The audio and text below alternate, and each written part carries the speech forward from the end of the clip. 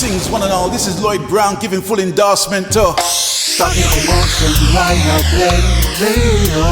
The station with integrity, the station with a difference. Remember me tell you, Lloyd Brown says so. Full Darcy. Starting promotion right now, radio. We not stop till we drop. Sing, bless. Why not tune in to the SPRB radio podcast Zoom experience with 10-star General and Sharon Mango. This is Jojo Mack, and I always tune into the SBRB radio podcast with 10-star General and Sharon Mango. If you love a good conversation, you should too. Check it out.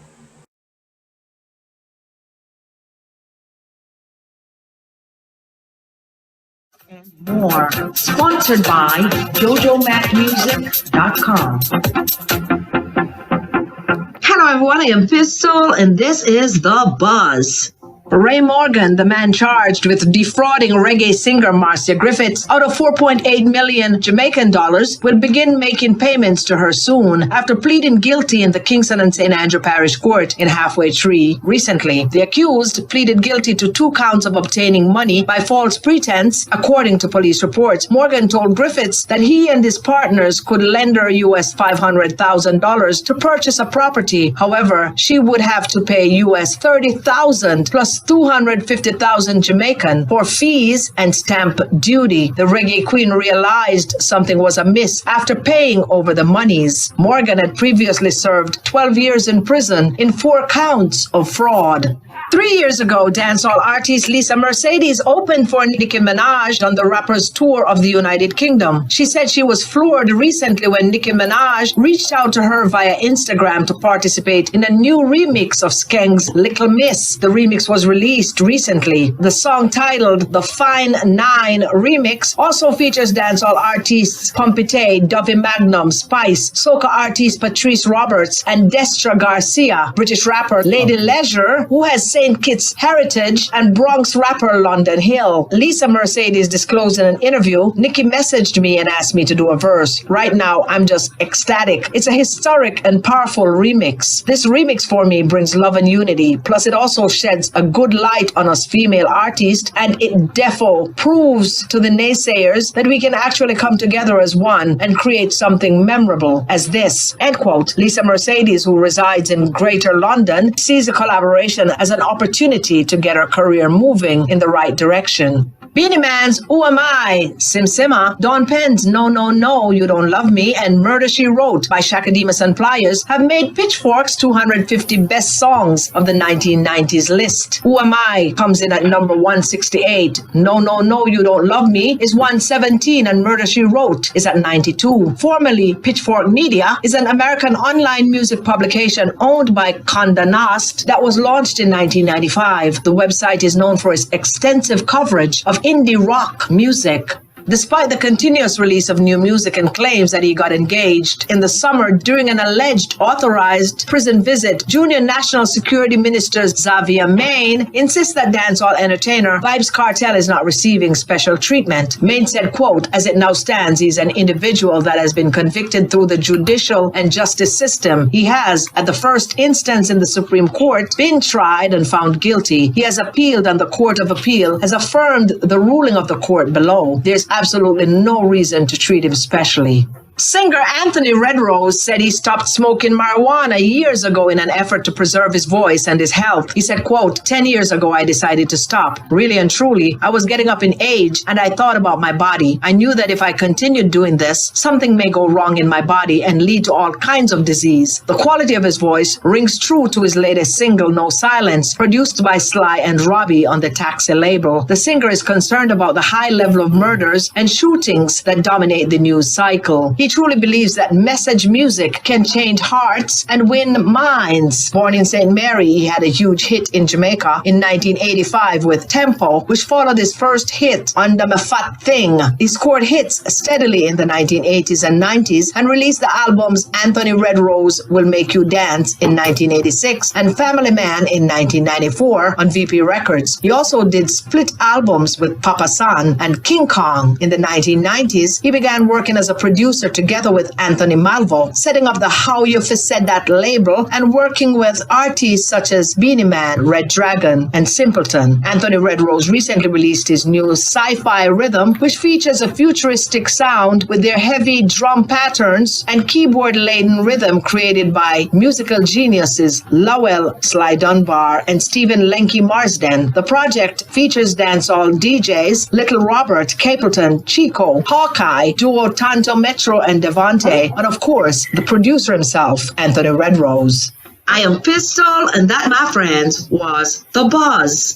That was The Buzz, your music news update for the latest on your favorite artists and more. Sponsored by JojoMacMusic.com. Now here's the song from our sponsor, Jojo Mac. What'd you say? You're leaving? I don't understand. Break it down for me. ABC it and let me see. I don't understand what you're telling me, but I'm really curious. Oh, I wanna know. If you're down with me, how could you just tell me that you wanna be free? And what that about? It's you, not me.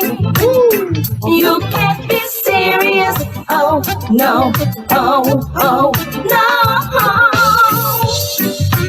Funny thing is, I know it's my fault.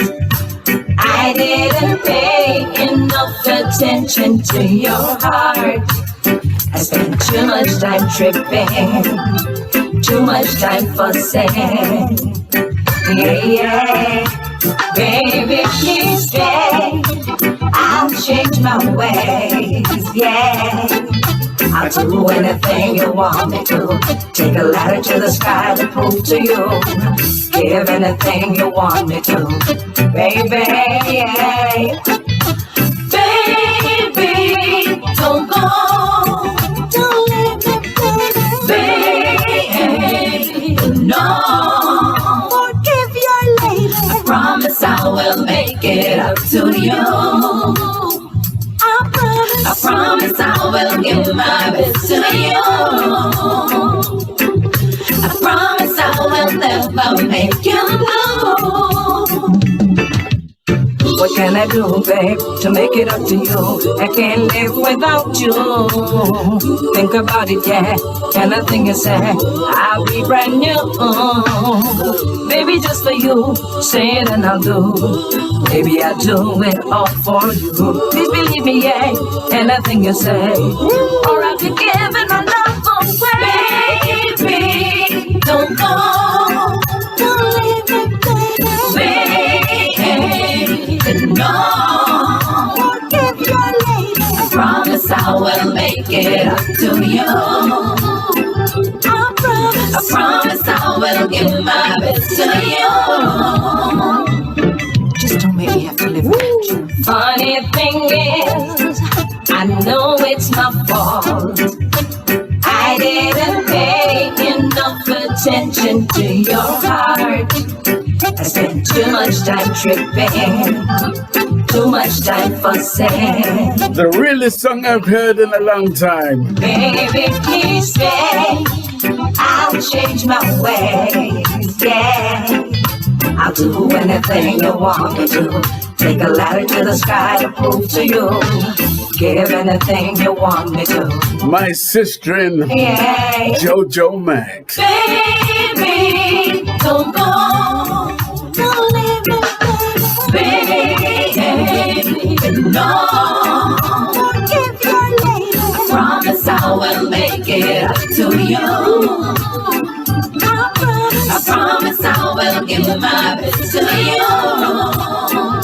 Wow. I promise I will never make you blue. I wonder if you realize how much I love that song by Jojo Mac. I think I know now. Don't Go, which is out on iTunes. Get yourself a copy. You will not regret. Jojo Mac, we love you like we're ackee and saltfish. I know, I'm favorite food that. She checks in every so often. I love her. And she is Pistol Boss. She gives us our news, and we love her just like cooked food. But right now, we have a queen in our midst. Yes, She goes by the name of Keisha Martin, out of the New York region. That's right. New York. She's on. Keisha's on my turf. On my turf. Yeah, well, she's from your neck of the woods because you are from New Jersey, right? I'm from New Jersey. Oh, Sharon, so, yeah. you're in my backyard, Sharon. That's it. You know what I mean? Wow. Precisely. Let's give her the round of applause. Literally, because I live in Manhattan, so I'm like literally right through the tunnel. Gosh, really? Yeah. Let's give her the round of applause. You're outside the Lincoln Tunnel. Hold on, Sharon. Hold on.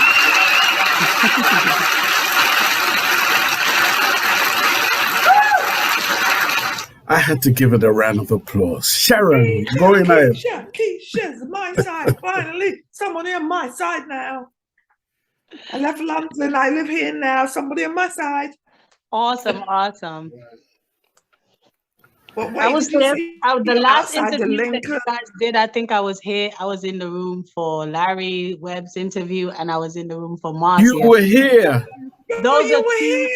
I was in the room. Those are two of my really good friends, like sisters and brothers in and outside of music, like literally, like love them like cook food. And Marcia is my good as well from years, long. Oh, so she was here for Marcia Davis also. Yeah. Right. Are you there? And now you're on our show. Just imagine that. Well, I'm so honored, and I'm so honored to be here. Very, very. I was excited about this interview when Michelle reached out to me. So I'm excited to even just have the conversation. It's always a joy when people, want to talk about, put you on a platform. So, to converse about the music and just hear, the artist story, behind the music. So I'm happy to be here. Well, I tell you what, I cannot go no further without us giving thanks to Michelle Authurton. Little did I know, I didn't even know you being on our platform listening to our show, and you're here now. Because Michelle reached out to me, and she said that would Sharon and I like to interview a lady called Keisha Martin. So I said, I've got to hear what she has to offer, because I really haven't heard your name before Michelle mentioned your name. So I'm like, wait, let me hear this. And she sent me Rock Steady, and I was in. I said, make it happen. The Eater Recordings, Michelle Authurton, we love her like cook food too. She made this happen. Michelle is like literally one of my close friends, really amazing woman in the industry, behind the scenes. And I feel like she's one of the people that does not get enough credit for what she does. And I don't think she she's very humble, but she does so much work for the artists, and she connects artists to people like you. And it's amazing that, the work that she does. I want to thank you for saying that. And because you said that, we're going to give Michelle a round of applause.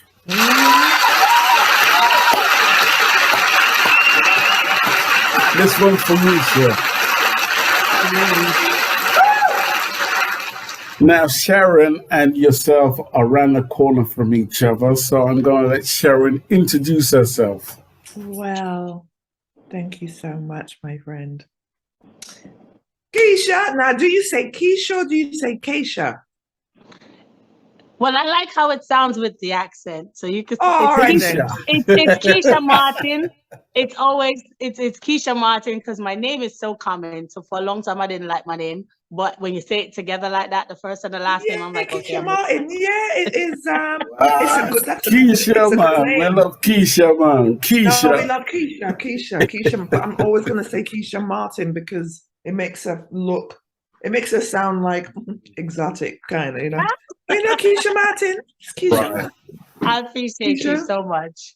Now, this show is supported by Vice Peace Freedom Music Productions. So I would just like our sponsor from Germany to introduce herself. Sharon, where's her? Yeah, bless up Keisha, bless up Star, bless up Sharon. I'm Sharon Bentley from Germany. I'm the manager for Vice Peace Freedom, music promotion. And I'm happy that Keisha is here because I tell you, girl, I listen to your thing. Come on. Thanks so much. I appreciate that. I have a few questions for you later. Okay. I'm here for it. Yeah. Welcome, dear. I'm here for it. Thank you so much. I'm here for it. Welcome. Thank you, Sharon. And Sharon, who do we have in the building? We have DJ Simi. DJ Simi. Hopefully we'll have a few more coming in through later. Sharon, God bless you. So let us come to Keisha now. And I have to say, it's an absolute pleasure to have you on our show. Like I said, it's always, I always feel grateful when we have females on the show because for a very long time since I've been doing this show, for over maybe 15, 20 years, I strongly feel to this day that females are underrepresented, Absolutely. I do not know why your name has escaped me because I've been a scout, especially when it comes to female artists. And I'm like, how in God's name did you escape my clutches? Nothing before its time. I always say that, right? That deserves a round of applause. Wait, hold on.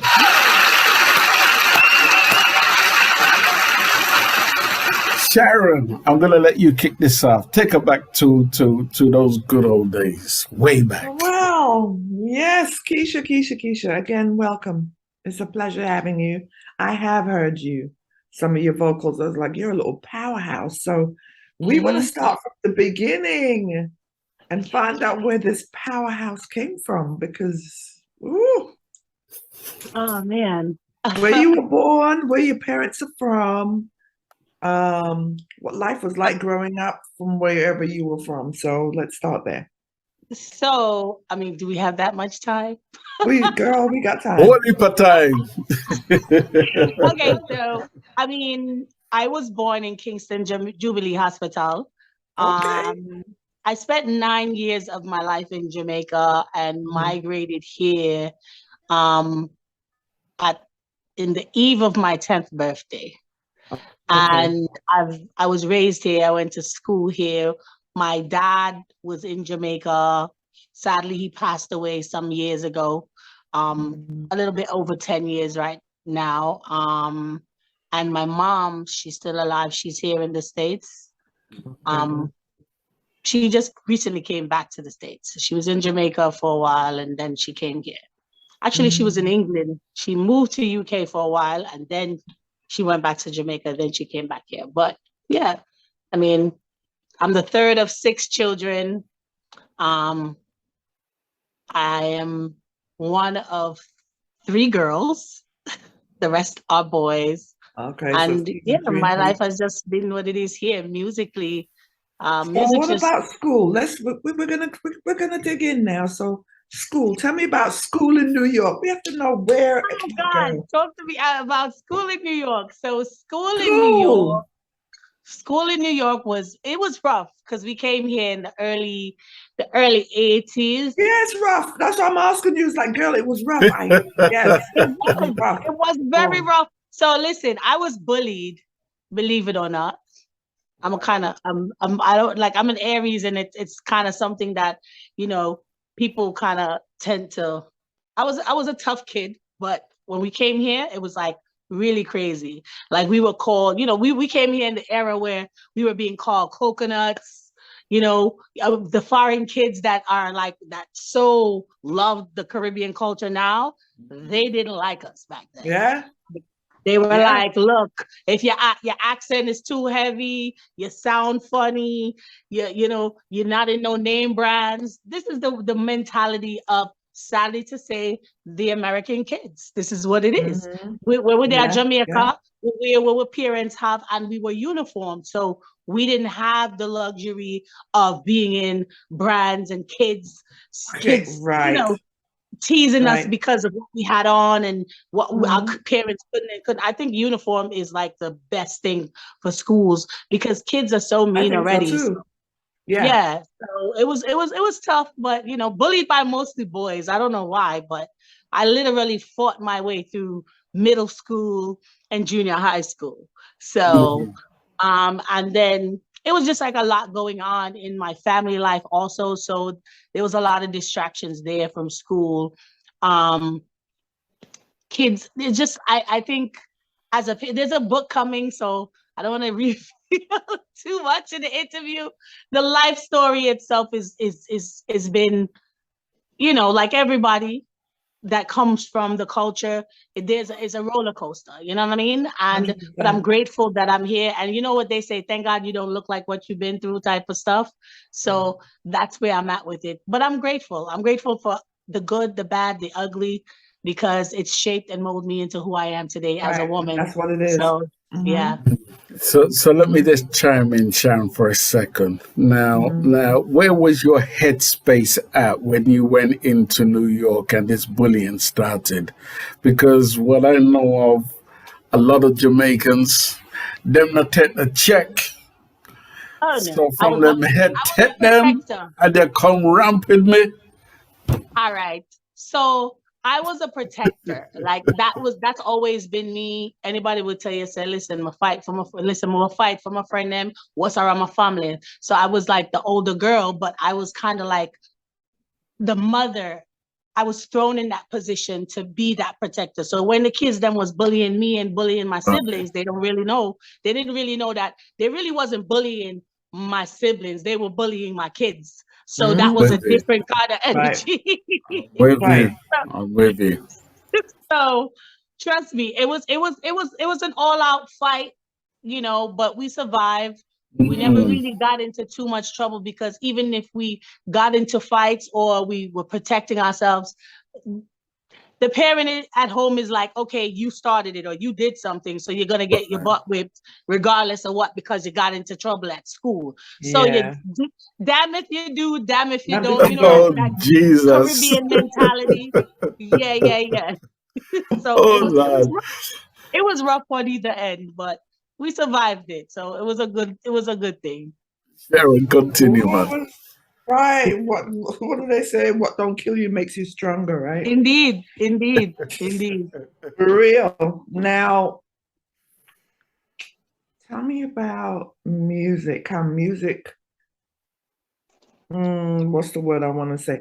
Tell me how music was instrumental during those tough times, because I know it was.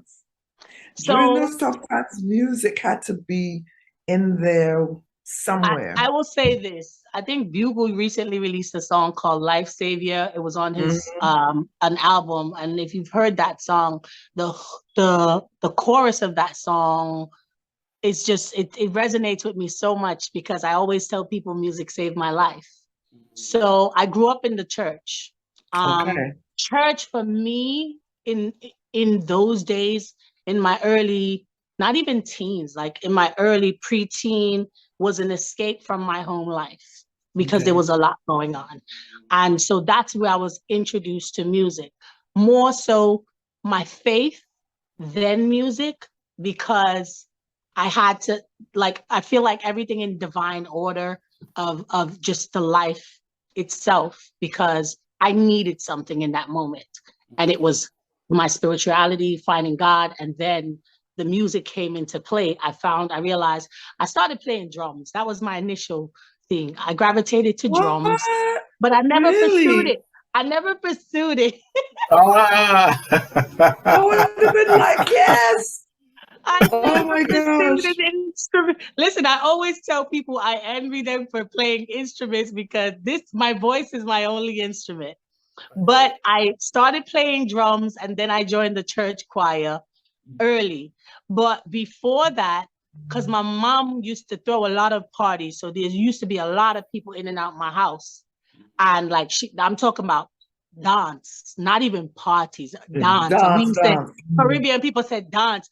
My house, me I talk about Big Sound, LP International, like string up in my house type vibe. And my mom had a record collection and we weren't allowed to go outside. So when the party never gone, me and my siblings, like these little cushions like that we have in our house, right?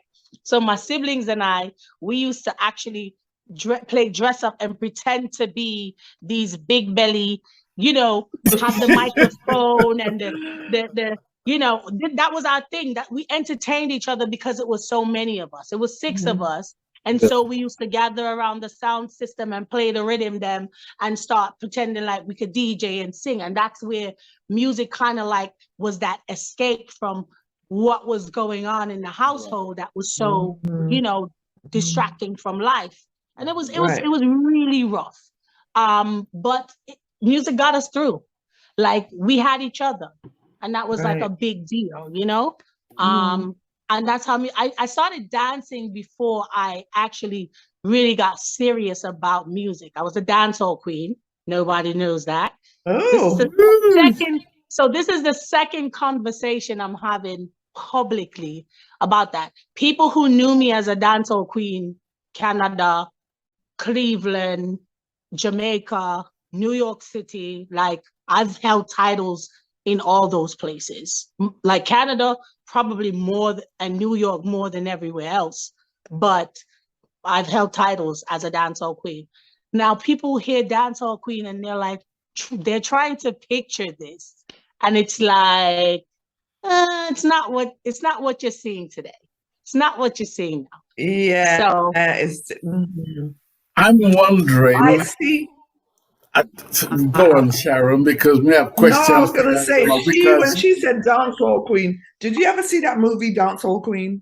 So let me give you a story. Let me give you a backstory about that movie. Right. When that movie dropped, right? When that movie dropped, people was like calling me like, yo, Keisha, you should have been there. So I had a nickname as a dancer that's not Keisha. So there's no connection. I look way different, and it's like they used to call me Demolition Woman. My tag was listen, my tag was the One Woman Army, right? I'm Demolition Woman, the One Woman Army, because when you saw me, you never saw a crew, you never saw a bag of people, but I've never been that type of woman that has like an entourage, an entourage. I've never, even as an artist, that's not my vibe.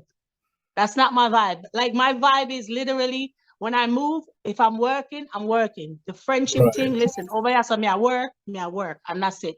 And I don't need a bag of people to think. I'm very quiet. Don't mistake the silence for anything. A weakness, yes. That's right. Aries, didn't you say that you're Aries? You're Aries, right? Yes. If you know anything about Aries, I know all about it. We are quiet. We are I know all quiet, about it. but listen, don't trouble me. Yeah, don't if we mess never with call them. you, if we never send for you, don't come. Don't come. That me a talk about, because you've entered New York now and them a trouble your spirit, and I'm wondering, oh God, listen, how long did it take before that warrior spirit come out of you? So like I kind of, because of the bullying and stuff like that, it was a lot going on, because you're being bullied, outside of your home and you feel like you're being bullied when you get home, because it was like a double-edged sword with what was going on in the home life. You know what I mean? Right.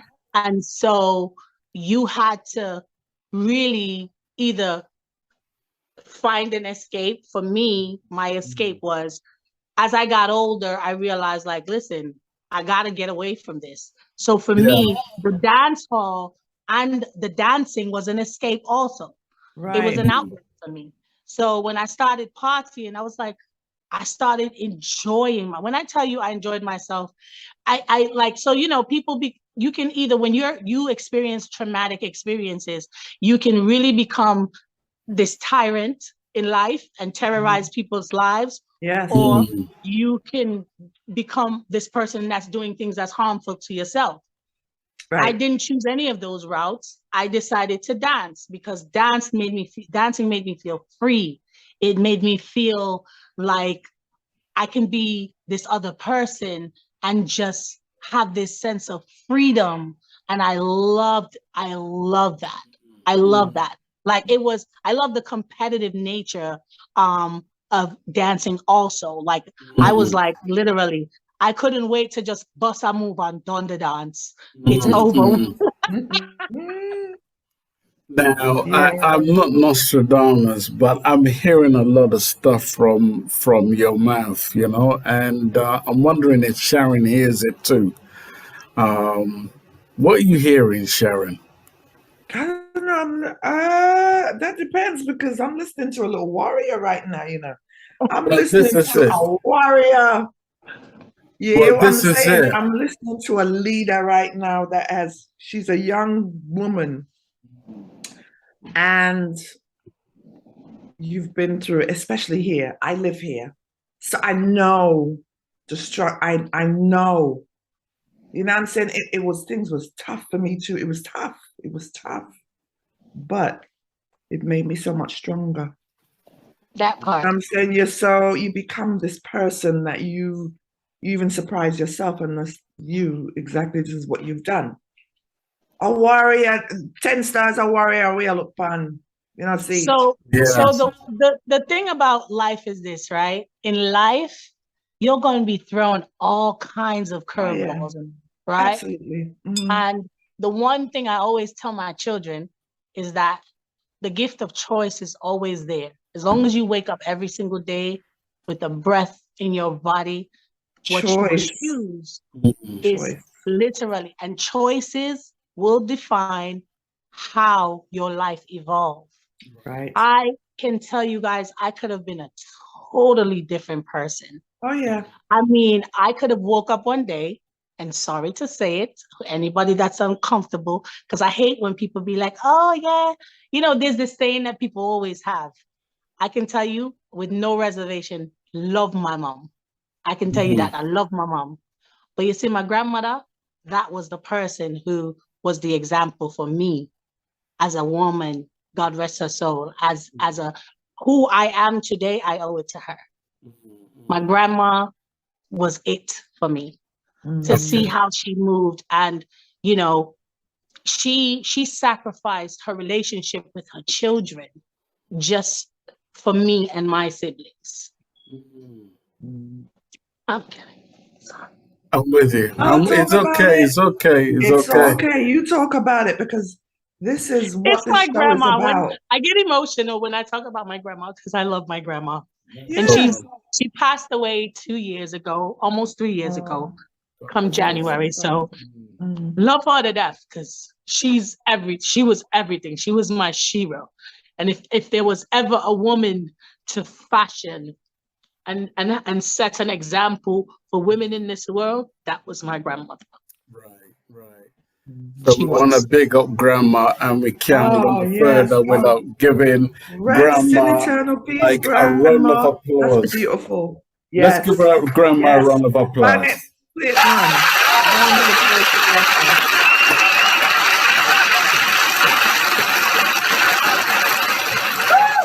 You know why we have to give Grandma a round of applause? Because she understood the assignment. She did.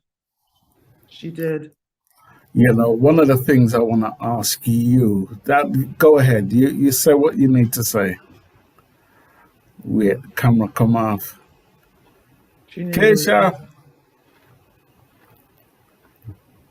All right. I think she Hopefully needed. she'll come back. Yeah, I think she needed a minute. Okay, I'm gonna put my phone. I'm gonna put my phone on do not disturb. Just give me 1 second. I can't. No problem. The calls are killing me. No problem. Okay, so welcome.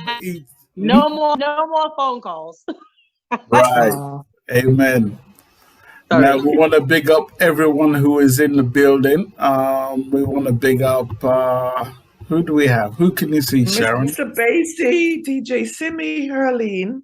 We have Techno Spark. Yeah. Everybody. So nice. That's really beautiful. Everybody tuned into for all of big up Basie. Keisha Martin. We're so Herline, DJ Simi, everybody. Bless up yourselves. Everybody. It's good to see you guys. Now, one of the reasons why I wanted to come to this question is you've left because you were born in Jamaica, I'm assuming. Yes. And then you came to New York, which is a whole new territory. We're talking about the cold. We're talking about how you managed to adapt to the coldness. We're talking about where your mindset was at. We're talking about how you were being bullied in school. You know, where was your mindset at and how did you cope with that? I'm just eager to know. So my coping mechanism was my faith, which I found very early in my life. I'm grateful for that. I tell people all the time, like, me just knowing God and putting him first and just I went through some dark times, even pre-migration, post-migration. And it literally, you know, I'm a big I've always been a person that compartmentalizes a lot. So if something happens, it happened. It is not who you are. So you wrap it up, you put it in a little box and it's there, and then you move. Because if you don't continue to move, so I always tell people it's good to have a good cry every once in a while, right? Yes. But don't live there. You know, because what happens is when you bottle up your emotions and it explodes, it may be somebody may be getting it that does not deserve it. So I'm always conscious about, you know, just being like I don't want, like, if I meet people, I never want to be at the end of anyone's bad day. I never want to be the cause of anyone's bad day. So I'm very conscious of how I live, especially with people that I meet or even people in my circle. You know, when I'm in a bad space, I remove myself. I quiet myself until I know I'm where I need to be so I can interact with others. It's just something that I do. I think a lot more people should do that because everyone has a bad day. Everyone gets in that space. Yeah. Everybody does. But my coping mechanism for me every single day of my life from childhood to now has just been faith. It's been music. It's been just creating and writing and just doing what I know how to do, the gifts. Oh, I love to cook as well. So I want to, so those are things that I, you know, that's just kept me afloat. Family. I love spending time with my family. That's a big thing. Because growing up, we didn't really have much of that. And for us, that was our retreat. That was our escape from, you know, distracted us from what was going on around us. And when we got together, there was so much happiness when we did get together. And so even now, like, we cultivate, like, we have a sibling group chat. It's only 5 of us left because my brother and my dad, they passed away within like 3 months of each other. So my dad died like October, and my brother was murdered the January in Jamaica. Sorry to hear that. Hear that. Yeah, but it's only 5 of us left now. So we kind of, even though we're in different parts of the world, living our lives, we always make time to, even if it's just picking up the phone and talking every day. Yeah. But I'm like that. So my grandmother's gone. I'm like the matriarch. So that's where it is right now. I'm eager to know. Talk to me about Dad. Well, Talk to me about Dad. The kind of man he was. What did he oh, instill in you? so I can say because I wasn't raised with my dad at all. Like I can say he was there at times, but I was too young to remember when he was there. So I have a sibling, a sister that I don't like to say half sister. I never like that Me comment because too. it's my sister. Yeah, I That's don't my like it. sister. We share a parent. We're siblings. That's it. Okay. So my Same. dad, I have many sisters that I met. Unfortunately for me, I met a lot of my younger siblings from him when he passed. I never knew them. We were not in communication because when my mom moved to the States, she kind of like cut off communication with him. There was no call your dad. There was no encouraging that relationship. So I never got the opportunity to know him because of that. However, I think years later after I, became an adult, I met my sister, who migrated to the States. She was living in Chicago at first, and we was just only on the phone.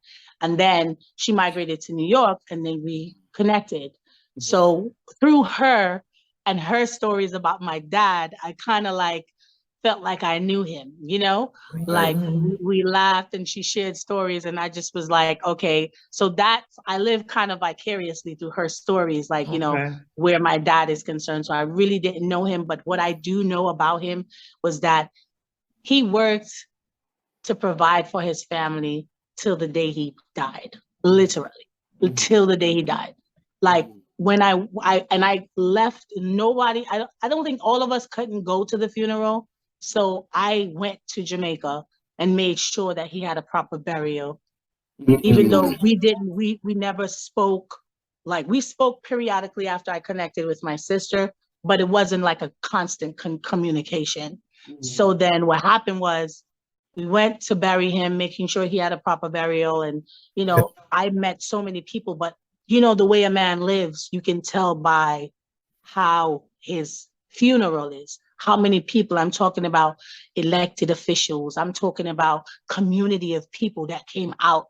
His funeral was that of someone who lived a life of service, who like literally just gave of himself. And I was so proud to know that this is the man that he was, and really missed the opportunity, regrettably missing the opportunity to get to know him. But again, he was an amazing man. So that was my dad. Amen. And we pray that your father rests in peace. Yes. And that you are now at peace. Absolutely. Absolutely. Absolutely. I am. I can say with every situation and circumstances, and that's the thing, we have to be in a space where we know that the things that's happened to us is of the past, and we're still here because there's much work to be done, not just from a musical perspective, because I do various things. I serve like my community. I have a charity organization. I do so much because I know why I'm here. And it's as not just as an artist, but as a human, we are here for a work. And whatever that looks like for you or someone else, you just have to tap into that. And I tell people, your spiritual life and your relationship to hear from Christ and be able to know why you're here and know what you need to be doing, that's on you on a daily basis. We want to come to your community work a little bit later. We want to touch upon that because that's an important part of your life that I'm now extracting from words from your own mouth, right? So we're going to talk about that a little bit later. But what I want to come to is that during the time when you may have been going through turmoil, whatever it was you were going through, you're in a new place, you're in America, a whole load of things are going through your young mind at the time, share with us the musical aspect. What do you remember being at home, the kind of music you were listening to, who made an impression on your mind? Who were those people? Oh, wow. So my mom had a record collection, and that was the go-to. So, the older folks, Caribbean folks, their musical palette is just like very big. Yes. And people think that were you allowed to touch it though? Yeah. Well, that was our thing. We definitely was allowed to play records and do what I we did. couldn't. You were blessed. Well, because of them, and the parties were going on, so there was you hearing different things happening, but the collection itself was literally, I used to hear like, take out the papers and the trash. Yes, You know what I mean? Like them kind of something there, and then in that ear, you was hearing the Temptations, stay through my window, as he passes by. But as you get older, the music is changing, but that was what was happening in my house. And then the dance hall, the whole party vibe was a whole different scenario, because you're hearing reggae, you're hearing R&B, you're hearing dance hall, you're hearing just a mixture of things happening. But it was so good. It was so magical, because like, oh my God, all of this music. Listen, I was never exposed to music until I came to America. I mean, they used to keep parties in the yard when we used to live, the tenement yard in Kingston, but like I wasn't old enough to pay attention, because I came here when I was 9. So it wasn't music. Music was not something that was the thing that was, it wasn't happening for me. When I came here though, the Michael Jackson, the Bad album, the Belle Biv DeVoe, the new edition, just a plethora. Like I fell in love with Patti LaBelle at a very young age, because her voice, her performance, Shaka Khan, and honestly, like I've always been a movie buff also. Like all the movies that were like musically, I'm a big Sound of Music fan. That's like my gosh. Love it. West Side Story, Sound of Music. West Side Story, yeah. Breaking, believe it or not, because it was a dance movie. I love that. I love Breaking. Electric Boogaloo, like just all these different. So New York City for me, it was a melting pot of wonderful distractions where music was concerned. Even though a lot was going on with the bullying and stuff like that, you still had outlets. You still had things that you can, gravitate to that took your mind away from the pain, whatever was going on in your life, whether it was your home life, whether it was in school. You look forward to the music and all those things. I mean, we weren't allowed to go outside, so we only had ourselves and home and music. Sharon, over to you, girl. So now when it comes, we're going to go back to music. So you had all these influences. When did you first realize, I should say, that you could sing? When did you like really discover yourself? I was like probably like 15, 16. It was in the discovery of being a dancehall queen. And a friend of mine, Mahogany. So we used to be like joint at the hip, like everywhere, like musically we would be. I met Screechy Dan very early in my life. He's a really good friend of mine. And Red Fox. So they used to always, that's the circle, the rough entry crew, Shaggy, Screechy, Red Fox, before and Rayvon and all of them, because they're from the Brooklyn area. They evolved artists from Brooklyn. We used to party with them. We used to go to the different events, the industry events. And so at some particular point, I don't remember exactly when I started singing exactly, except for in the church. I think musically, the choir is where I discovered my voice, but it wasn't seasoned. So it was more so, I can sing. I used to lead the church choir. But then as a teenager, I was in a Mahogany formed a R&B group with some young women that was 15. We were like 15, 16, somewhere around there, maybe younger. And it was an R&B group. We did a lot of harmonies and we sound really dope, but it was short-lived because, we were young. And so everyone went their separate ways, boyfriends, pregnancy, yada, yada. And then it was just me, Mahogany, and another young woman by the name of Essence.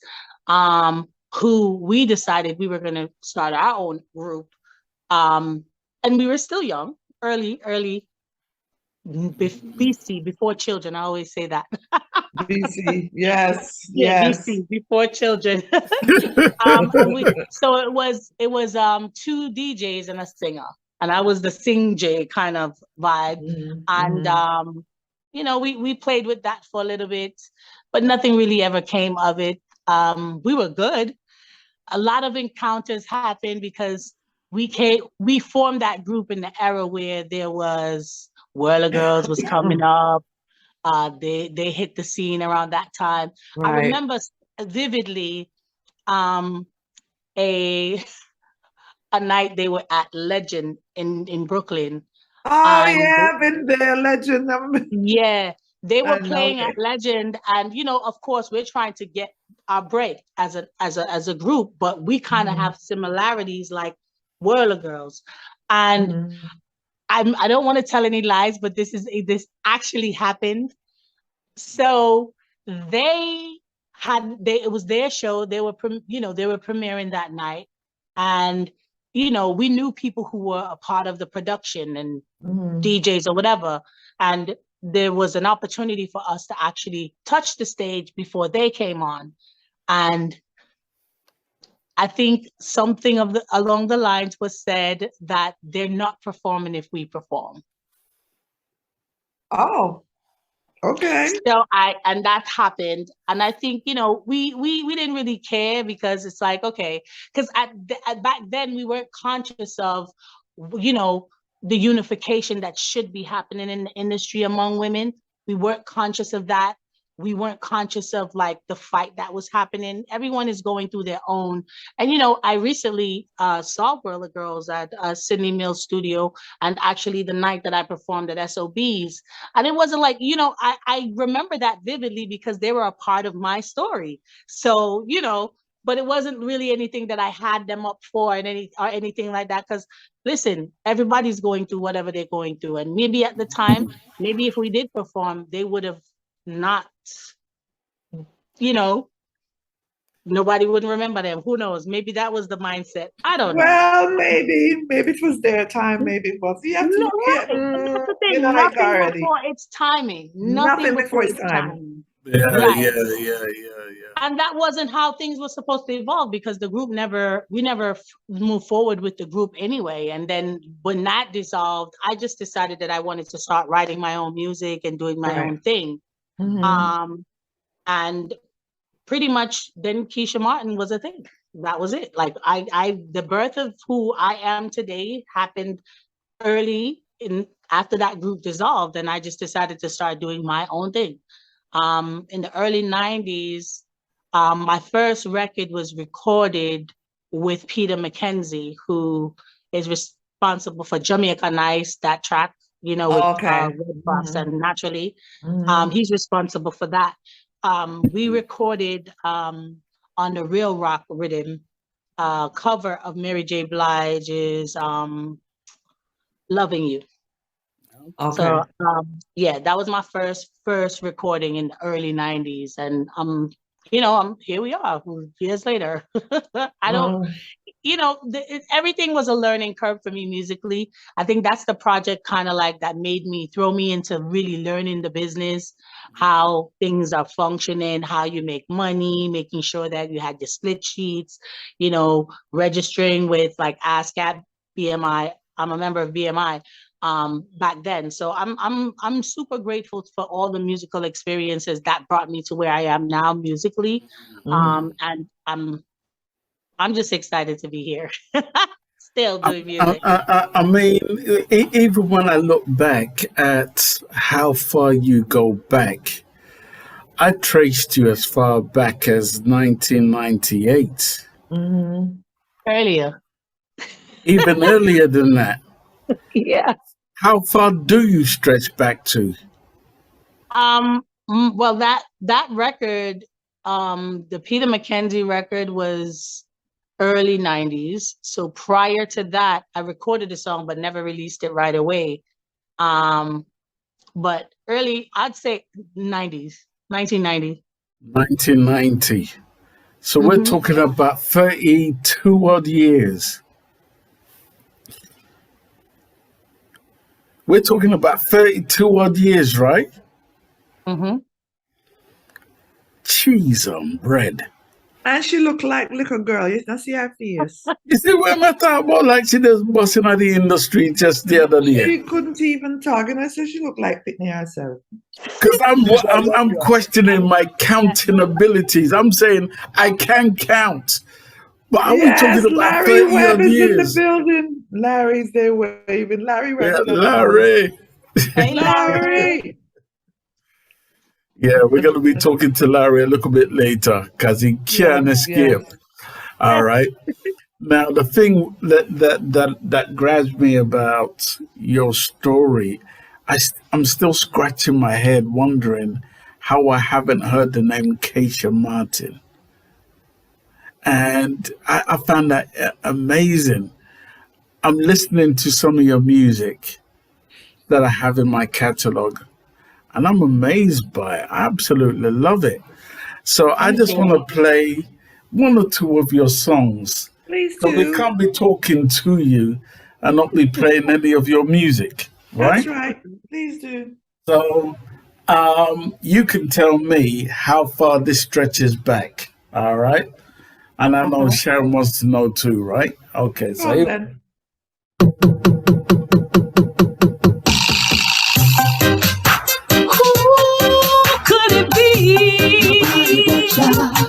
Who could it be? Yeah. Rise up this morning, so I gotta be thankful. Stepping in life is not easy, but I know I'm grateful. So no matter what me go through, not gonna give up. I got my eyes on the prize, keep my head up. Cause when I'm down to nothing, Jah is always up to something. Where I say, how far does that go back? Oh man, I would say maybe 5 years, if that long. It's probably less 5 than years. that. Right, Yeah, right. because Digital English and so I was at a party. I was at a Ski on Successes party, one of his dances that he keeps here. And, it's like a pass the mic kind of vibe, the old school Jamaican. I love going to Ski on's party them because it's just always a vibe. And, me, Marcia, and the whole of we there and we pass the mic. And I think I sang Anita Baker song, and Digital English came out of nowhere. I was like, yo, I need to record you, I need to record you. Where you been, man? Your voice. And I'm like, okay. And that's just pretty much where that ended up evolving from. So, he got the track together and like called, and we set up the studio time. When he sent me the track at first, I was kind of like, I would like, writer's block, but I always, my music. Sorry about that. Don't worry. No problem. So the concept behind where I went with that song was that I always want to give people something to just uplift them. And I think like I drew from personal experience and just how I live my life. Like, we get up every single day and, we got to give thanks. We got to be grateful for life, because if nothing else, we just got to say thanks. But who could it be but the Most High that woke us up in the morning? Who? Right. I mean, people question things, whether you believe in God, Allah, whatever you want to call him. Even if you're an atheist, you have to give credit. You didn't wake yourself up. So that was what that concept behind that song. So I was excited. Right. So when you first entered the industry and you knew you wanted to do this professionally, did you ever go for, vocal I'm vocal professionally lessons? trained. I am professionally trained. Yes. Okay. Well, so what procedure did you take in order to enhance your vocal training? So I literally went to a vocal music school. It was a small entity ran by a professional, like just a vocal coach, and I paid for my lessons. I took lessons. I did like at first I couldn't afford it. Let's say that. So I couldn't afford it. So I had to go through other outlets. So I first discovered this self-help training kit called Singing for the Stars by Seth Riggs. And honestly, was like a godsend because I discovered things about my voice that I like, oh my God, like I could do this. Like, once I actually applied myself and went through the training process. Right. But I still wanted to get like a professional to train me. So I paid for vocal lessons and I took lessons for 3 years and here I am. 3 years. Okay, that's great. Yeah. Because on the very first time that Michelle had sent me your music, one of the first tracks that I actually listened to was a track by yourself, which was called, the very first one was called Rocksteady. Tell me about that track. Oh, wow. So Andre Lloyd is the producer behind that track, among many other tracks that you probably have of me. We only released 2 stuff, but we were working on a project for many, many years. That's been my go-to producer that I've been working with because, when we get together, we love music in a way that you don't really see that excitement from producers anymore. It's usually like mentally, it's like, okay, I watch people. I gravitate to energy and passion about things. So not that, someone's excitement is not there if they're a little bit laid back, but this guy, I'm telling you, is like my brother. And I think it's like my musical twin when it comes to music. And when we got together, there was this excitement. We're like big kids in candy stores, like when we're creating. So when I wrote Rocksteady, I was homeless. I was laying in a homeless shelter. I mean, it was my own space, but I was laying down and like, it was like kind of, I woke up and there was these sounds in my head. So I'm a big fan of Toots Hibberts, rest in peace. And I'm a big fan of Aretha Franklin. So if they had a baby, it would be Rocksteady. So I love them, but then I just kept hearing these sounds in my head, and I'm like, okay, this has to. And I called Dre, and I was like, yo, Dre, where you do right now? He's like, someone just drop off somebody, like one of his kids at school. He was like, yo, forward. And that's how we talk to each other. So, I jumped in a cab and I headed over to when I got to him, I was telling him like what I was hearing in my head and just this whole vibe. I was like, honestly, I had this premonition. That's the words that I used. Yeah. And I was like, we need to do this, man. And I know he's a big fan of Toots also, but when we were creating Rocksteady, we wanted a certain level of authenticity of this era, whatever this feel that Rocksteady has now. And so we had to call in the big guns. I said, who do we know that knows this vibe? I mean, we created the pattern, the drum pattern. He created the drum pattern and the basic skeleton, but we needed to have people on there so we called Andy Basford. Andy, like his musical journey transcends from Dennis Brown, and he worked with Toots at some particular point in his journey. So I was like, okay, he is the person that's going to be able to guide us. So he was kind of a guide for us in molding this into what it is now. Shout outs to Andy Basford.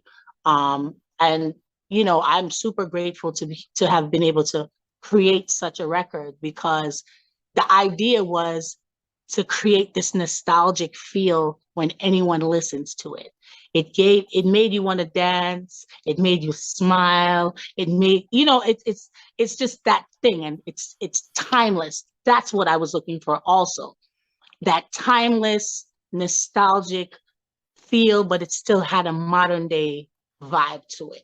So, yeah.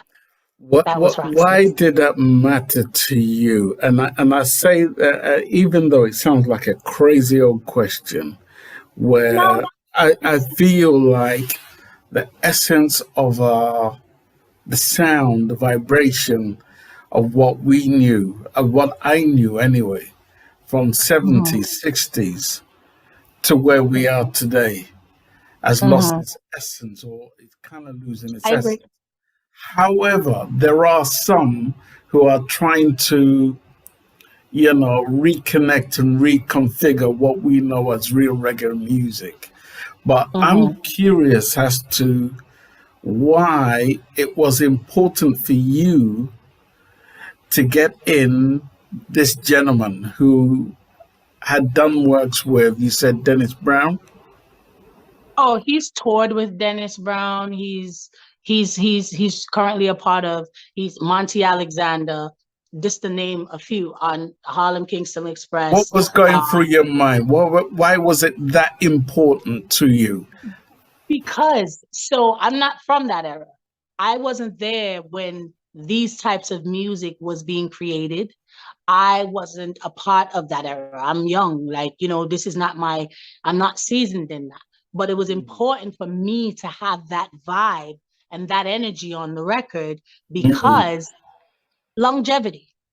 I don't want to be that artist that you hear today and you're never going to hear me again. Like, I don't want to be a one-hit wonder. I don't want to be, when I create, I set out to have an impact that 20 years from now, you will listen to Rocksteady and you will love it the same way because it was deliberate. I want to be that type of artist. I set out to be, and God said I'm going to be that type of artist. So this is what it is. So I have to do this before you go any further. Hold on. Well,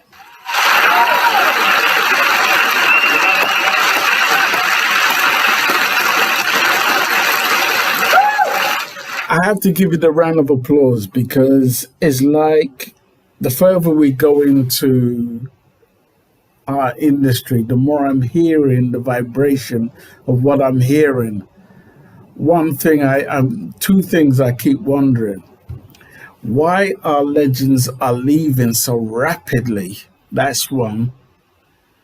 And why we're losing the essence of what those guys were running to another atmosphere, wherever that place is, right? I'm wondering why we're losing that vibration.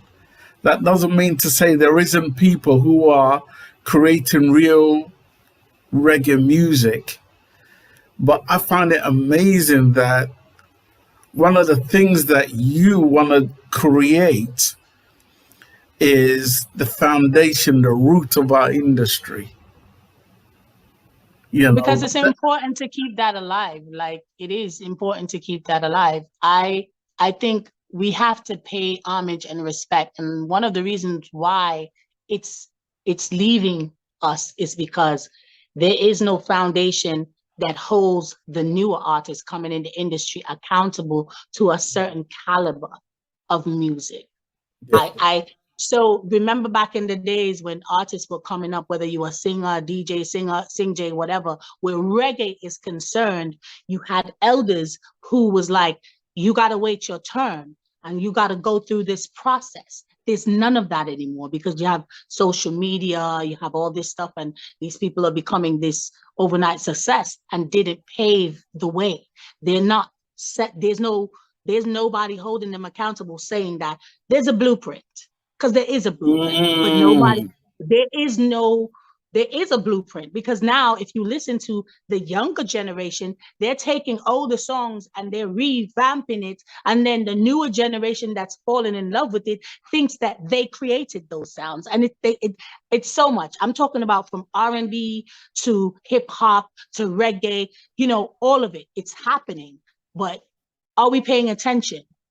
Because guess what? Regardless of what, no matter what, where you go, where music is concerned, the foundation is always going to be where you have to go back to and draw from, no matter what. There's a debate happening right now because I think Stone Boy or whatever his name is, Burna Boy, one of those African artists said that reggae music does not belong to any Caribbean culture. First of all, I commented on the post and I think I said something, and it wasn't even to be disrespectful, but play me one Afrobeat song, right? One Afrobeat song that predates the now. Foundation Afrobeat song, because Afrobeat just got invented. Let's call it what it is. Show me one Afrobeat song that predates. And I'm not taking anything away from that genre because it's a wonderful genre. I listen to Afrobeat all the time. But to say that reggae music belongs to Africa, everybody draws from the African culture. Say that. That's politically correct because the drum line, the bass. But play me an African, Nigerian, or wherever Afrobeat was invented. Play me a song and line it up with a reggae song from back in the days. That's the same timeline, right? And show me where we could have mimicked from it. That's all I'm saying. And what I said was, you can go and ask your ancestors, and I will sit here and tap my feet and wait. It will never happen. It won't happen. And there's no disrespect to anybody and their genre and where they're from. It's just not happening. So to say that, I guess, people say things just to also get attention or to create, whatever, media frenzy. So I'm thinking that's what he was, because he definitely couldn't have been serious. I want to respond to that, but I want to come to ladies first. Sharon, what do you have to say? Sorry, you're muted. So I'm saying, before you get to me, right, I want to hear what you're saying because okay, for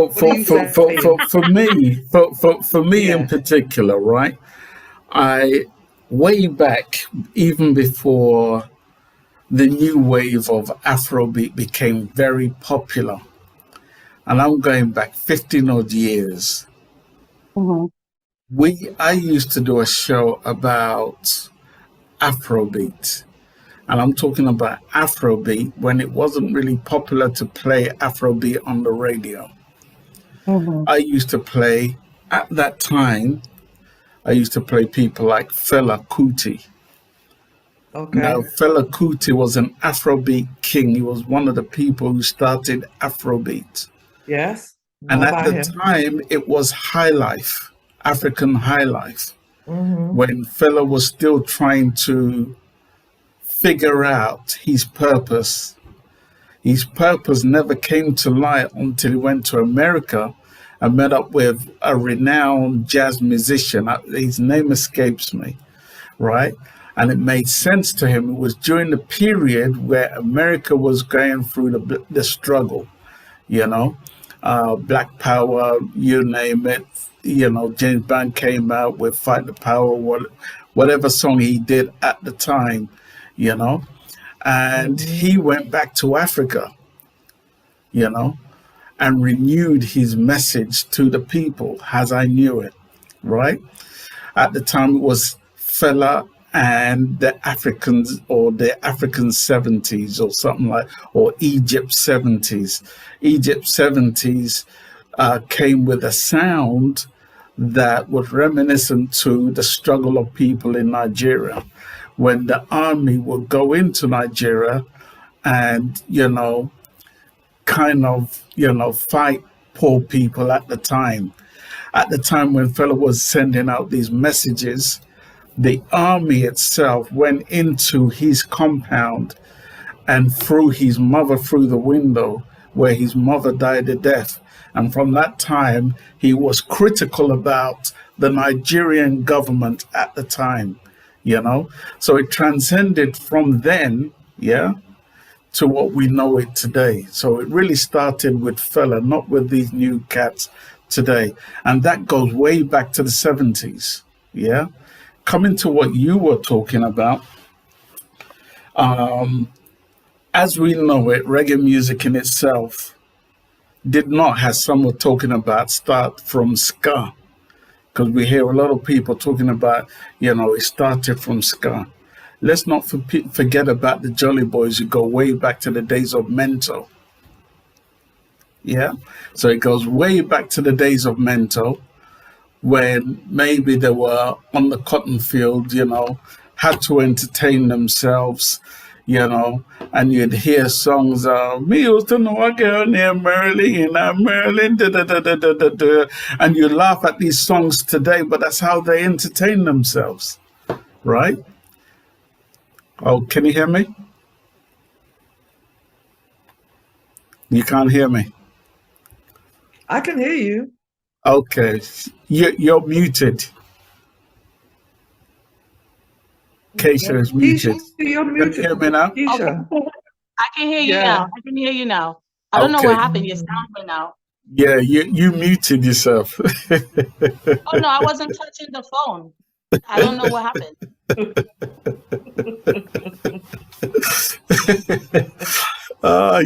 Your computer's got a whole mind of its own.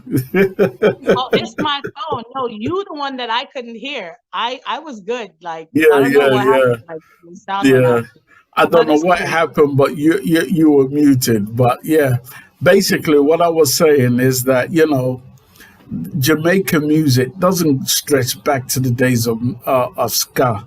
It goes further back to the days of mento, maybe even blues at the time. Because if you listen to real early music that came out of Jamaica, it was reminiscent of the American, counterparts.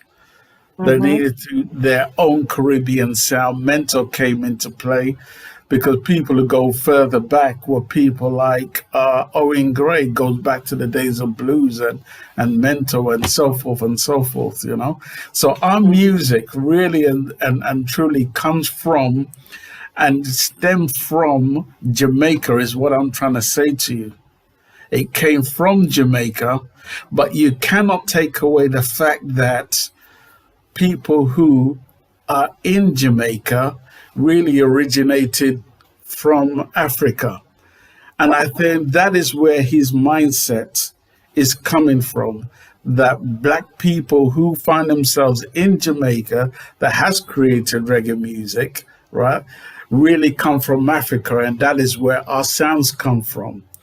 Right. Now, you cannot also take away the fact that if you listen to some Caribbean music, right, especially if you listen to like Zouk or whatever it is, or soca or whatever, right? If you listen to soca music, you just go away and do this when you're by yourself. Listen to Zouk or soca music and also listen to high life music. You will hear a similarity. So I think that is where he is coming from in terms of the sound of where reggae comes from. He's actually talking from a fact or from a position whereby people who are Jamaicans are Africans. And that's what I think he's talking about. I hope that makes sense. It makes sense, but I just feel like if you're going to say that, then be politically correct, because at the end of the day, and not like I'm not like offended. I'm just like, I'm confused because you have to dig into your history completely, right? In order, and as you just broke it down and you explained it, right? It's from a perspective of you fact finding. You are knowledgeable of certain things. He's not. I'm so sorry to say that, but he's not. Because when you speak from a space of being informed, you will not make a statement like that. Yeah, that's what I'm saying. Yeah, the music itself, as far as I'm concerned, reggae music was created in Jamaica by Jamaicans. That doesn't take away the fact that Jamaicans are from Africa originally. I own it. That's the history. That is what it is. Undeniable. So what are you saying about Sharon Bentley, Sharon Mango? Well, so much for Seth. First of all, let me get back into something that Keisha spoke of. We can talk about the younger ones coming up with whatever music they come in. They're revamping music and everything. Now, that is true and that is happening. However, what I do notice and what bothers me about that is that they're not giving the respect to where they got that music. They're doing it in a perspective whereas, yeah, I made this better. Did you though? No, but do you they're think not you even made doing it? that, Sharon, because you would have paid homage and given credit to who did it. But that's what You I'm saying. Think that when I said to my daughter, I think my daughter, because they listen to old school music, and I think there was it was one of those more early 90s kind of dancehall song that was refixed by somebody that was popular. And she was telling her friend, she was like, hey, you know that's not, that person didn't make that melody, right? That person, this came from before, because my kids are very versed. They're old heads, like they're young, but they know music, like literally. Foundation. Right. So that's why, but that's the point I was trying to make. They think they're doing something without remembering where they got it from and just take it from there, which is why people, what Tenstar was saying is that, it's like the essence is gone. It's actually not, because these younger ones coming in and doing these things, their spot is only for a time before people, like your children, they're going to do their research and be like, but that song is not from, you know what I'm saying? I just heard something again, another major artist. I called her name before. Another major artist, major, female, major, R&B, major, don't have to say no name. Another people are trying to sue her for something else she just brought out from way back, trying to make it her own. You already have the money. Respect where it's coming from. Do you know what I'm saying? Reach out to people. Hello, I'm going to be using, you're not so big where you can't go back. All right, they're small potatoes compared to who this individual is. Call them up. Hello, listen, I'm going to do this.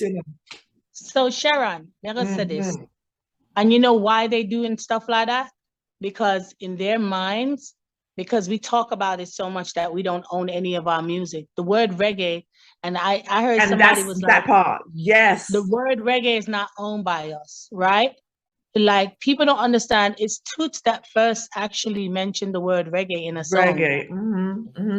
And the thing is, but the mindset, we don't have a business mindset, and that's why things like that can happen, because we have such a creative and one of the things that I'm really disappointed in where artists are concerned, like I'm still hearing this, oh, me want crossover, me want, you're a reggae artist, and everybody wants us on a track with them. Right. Reggae. What kind of crossover thing you dip on? Like, why are you not like just pouring into your gift and developing it? Exactly.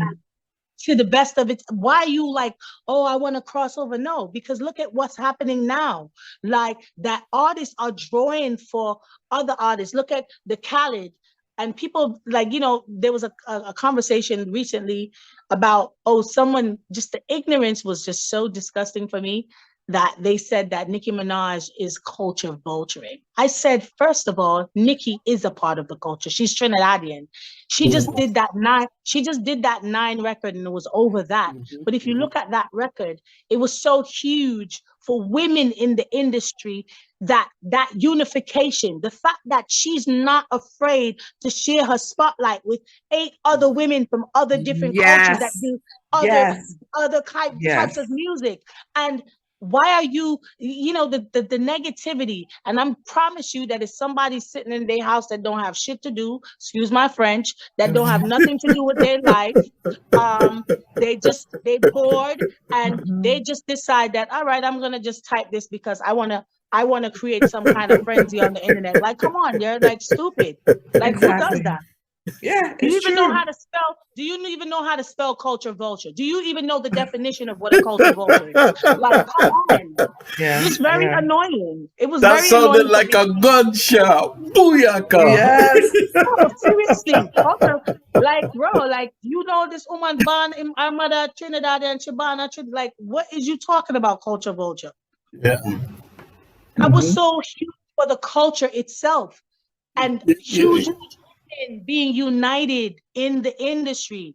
Even if they never do another track, that's an historic move for her, because guess what? She shared her spotlight with these women, and it was a nice project. I mean, it's not my cup of tea, but it's a good it's a great move that she made.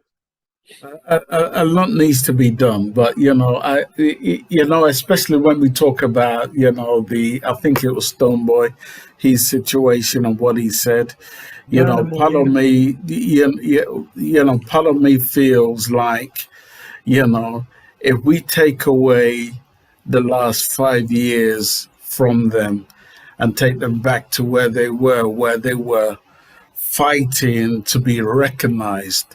I'm wondering if this same subject would be a topic of discussion.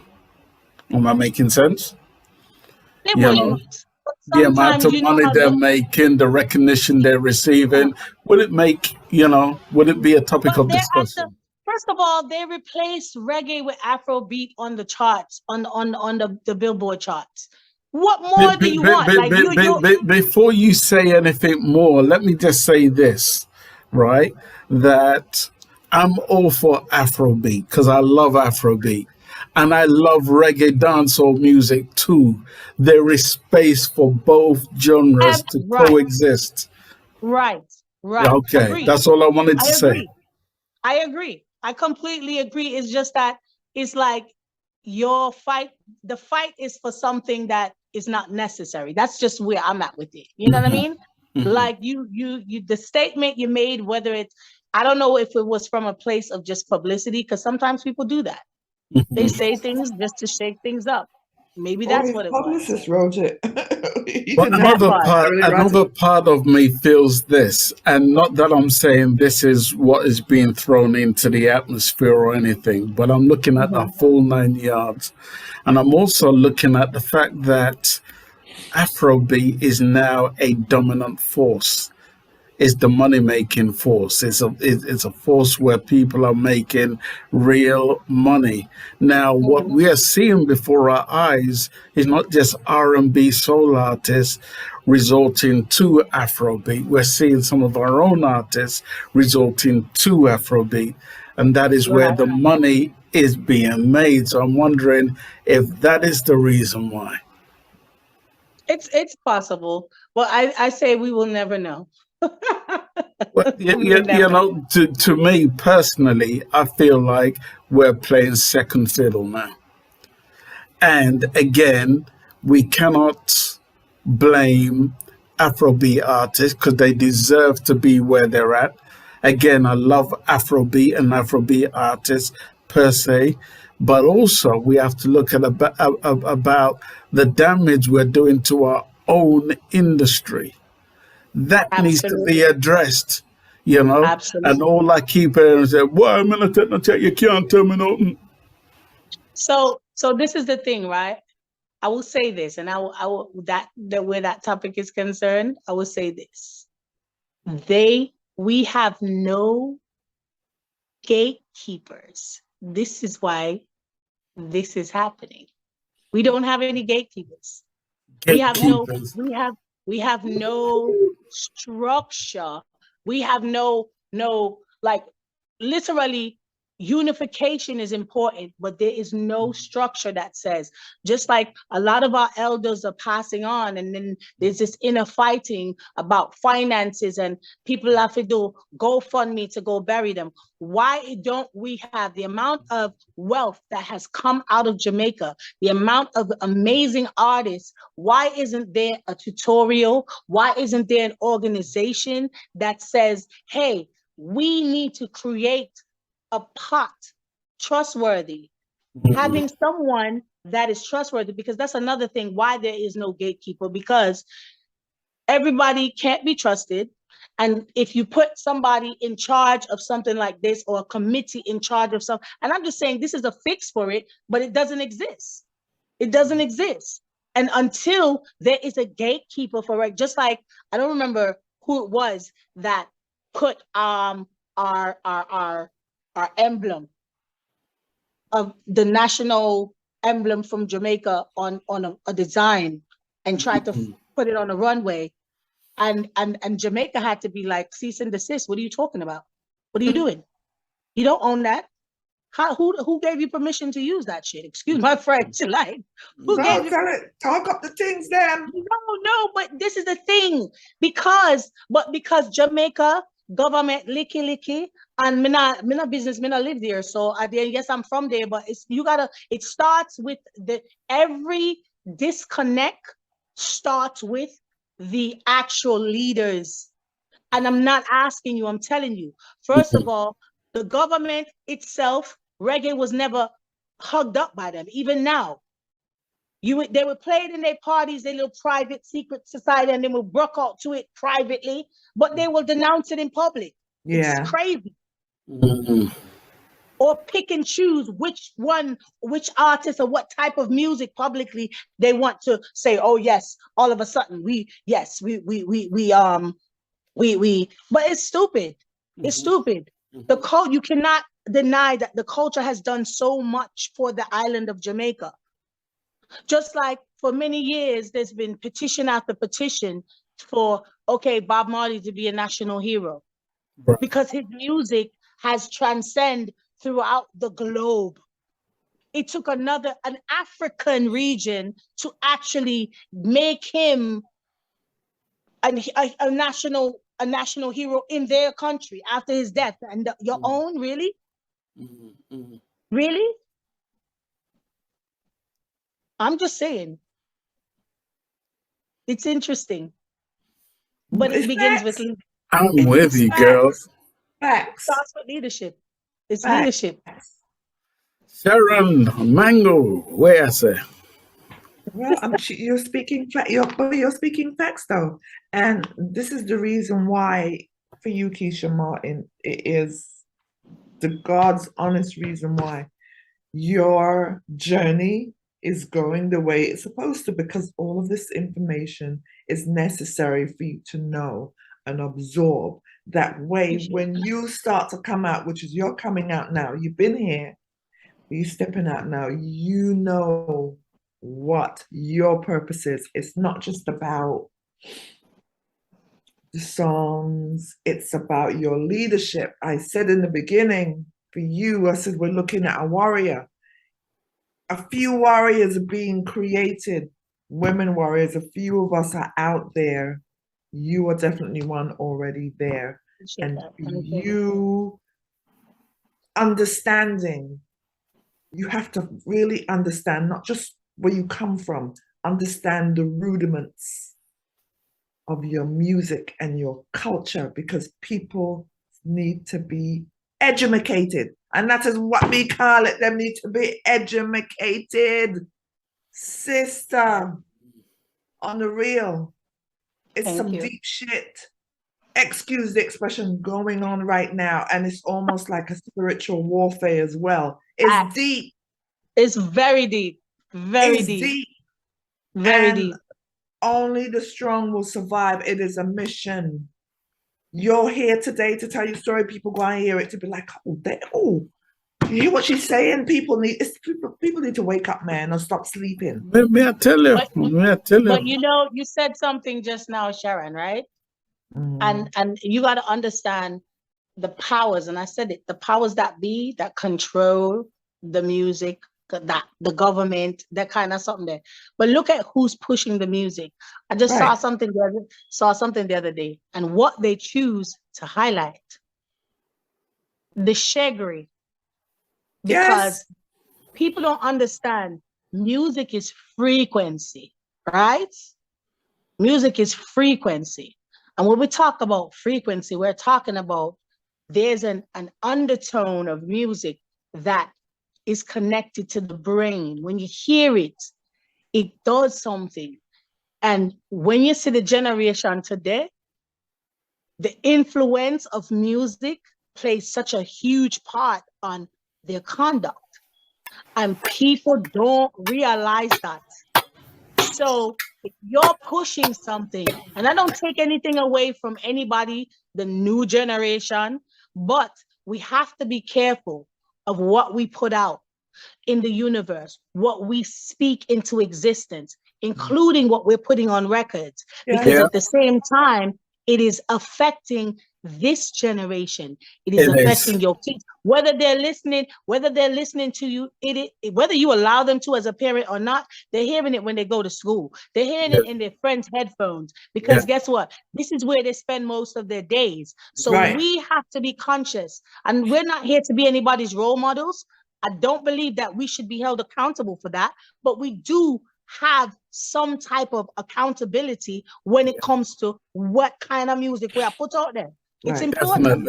Definitely. 100%. Definitely. 100%. I was even thinking about the same damage that is being done to our people day in, day out. It happens, you know, and the damage is being done to our community. Now, sometimes I find myself making certain comments to certain posts, which seems to be deliberate to our community. I even have these conversations because I'm trying to get my daughter to come on my show to speak her mind about what she sees from her own perspective. I find myself having to talk to my daughter subliminally, about what is going on in our communities to ensure that she doesn't fall victim to what she's hearing out there. But it's our job. That's the thing. We can't let the world educate our children. Even though I trust her, but I find myself having to have these conversations because I see what they're trying to do to our people. And I don't think we are awake to what is really going on. So I find it great that you're able to eloquently say what you have to say on this show. And I fully endorse it, as well as you understand the assignment. She's been assigned and she gets it, you know. Give her out props, man. Understand. Yeah, understand. Yes. It's just conscious living, man. You just have to be aware. And so when you arm yourself with this sense of awareness, sometimes, your granny used to say, you have to play a fool for catch wise, right? Yeah. You can know, and somebody I try to feed you BS, and you're saying you just nod your head and be like, okay. Yeah, that's it. 100%. Because at the same time, you're gonna do what you gotta do to arm yourself and protect yourself and your children. Because when we are sending them out there, if we send them out there blindly and don't have these conversations, 10-star, with them subliminally, or try to just steer them in the right direction, because I remember my son used to be very, oh my God, he was a tree hugger and he just loved everybody, and but everybody doesn't. They gotta understand. Like, I had to let him know that everybody don't love you. That's life. People don't want to see, and sometimes it's the people that look just like you that's gonna fight you. Right. That's gonna try to bring you down. And literally, it was proven, literally proven. Like, he had from the second grade.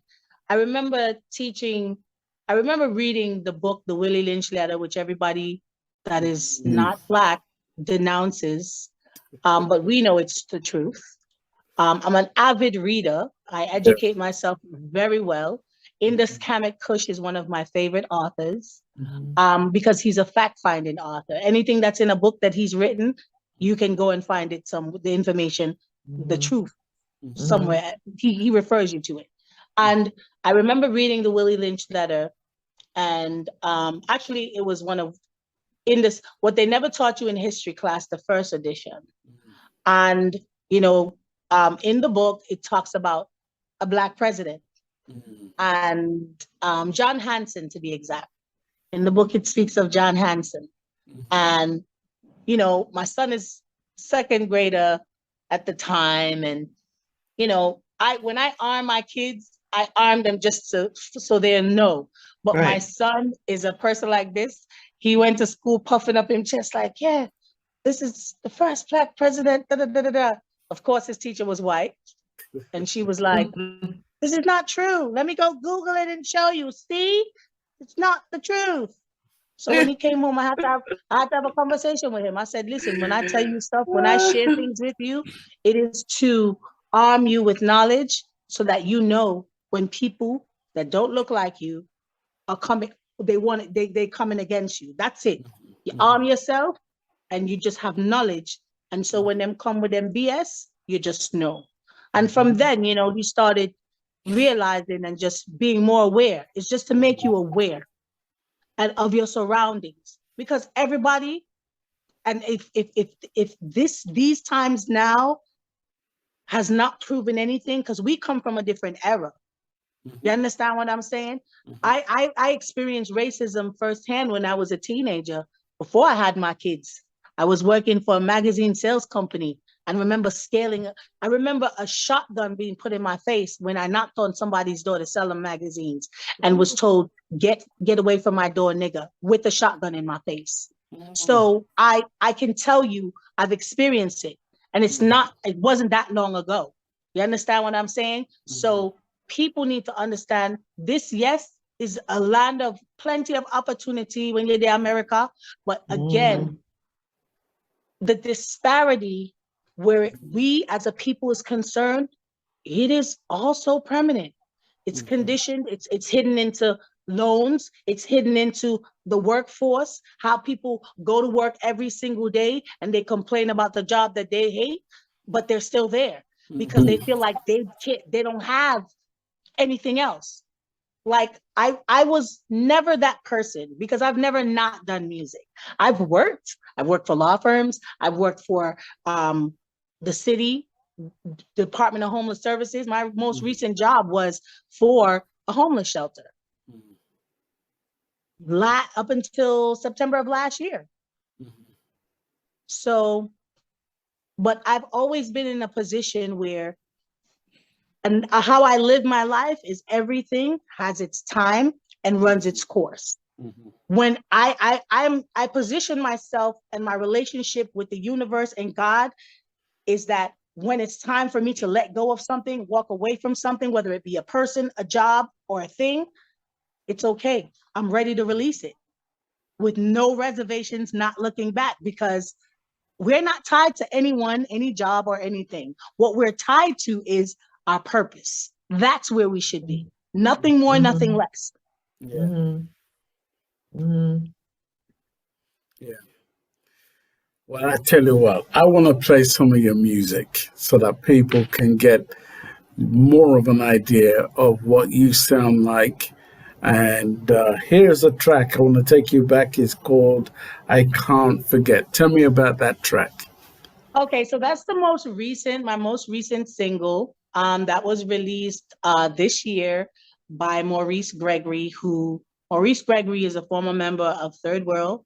He also was very instrumental in the Grammy-nominated album. It was 2-time nominated, right? Yeah. Yeah, 2-time nominated. Yeah. And he was very instrumental in this track. He produced and wrote this track. This is the first track that I did not write. Okay. Didn't write it. He produced and wrote this song, and I was excited because just something new, something fresh, and because he knows my sound, I trusted him, and it was just like, we're working on something else also, like, which is going to be coming out real soon. Right. So I was excited about it because also, if you didn't know, Maurice Gregory is Papa San's brother. Oh, wait, yes, sir. Yeah, I think I knew that. Okay. Yeah. That's what I like about this show. Okay. Yeah. Now so and Maurice is part of Third World, right? He was a member of, for 10 plus years, he was a member of Third World. Right. Okay. So here's that track, I Can't Forget. Take a listen. I remember the way I used to feel. Now it's so surreal. I thought we made a deal.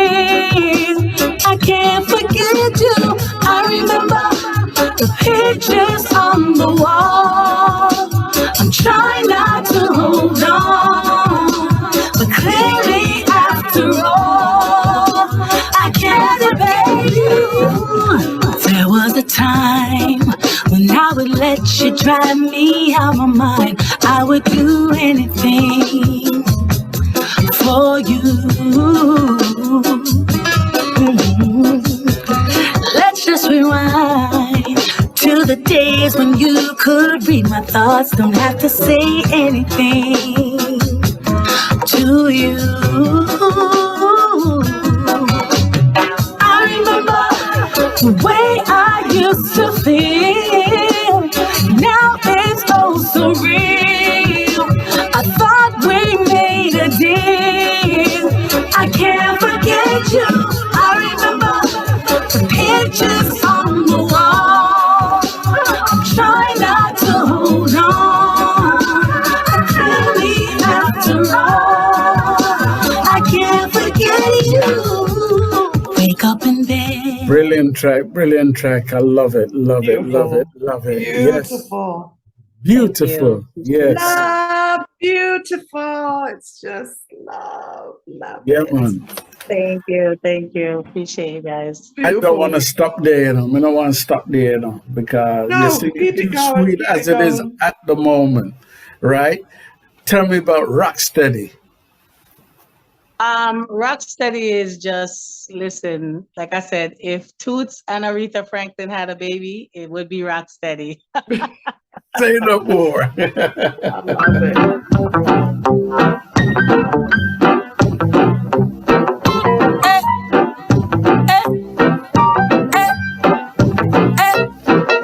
Rock steady, baby. Rock steady. Rock steady. Rock steady. It's a wonder for the old and the new. Sling on your dancing shoes. Top man a roll through. Dance from with the massive and crew. Boy grab a girl and come. We a go rock till a morning come. Bartender serve me a rum. We a go drink till the bar is done. Ladies got on the best dress. Fellas got on the latest dress. The band is playing that groove. And the dance floor ain't got no room. Pull it up again. You want to mash up my show already?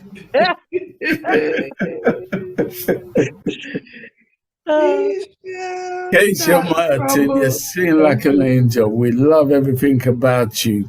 Appreciate More it. importantly, that I'm hearing from you is that you understand the importance of our music. Definitely. That just gives me faith for the future right there. Absolutely. That's a very fair, strong statement, and I like that. Yes. Sharon. I like that. Well, I like what you just said, Ted Star. That's exactly what I feel too. Like, you're almost like a feeling of safety. Like, you, again, a leader, you represent so many of us out there. It is important because the camaraderie, I say every single time, the camaraderie is not there amongst us sisters, and it needs to come forward. Even the brothers, even our black men in this industry, the camaraderie is not there. And we need to stand firm because there is a shift. There's a change coming. All what was new will become old, and all what was old will become new.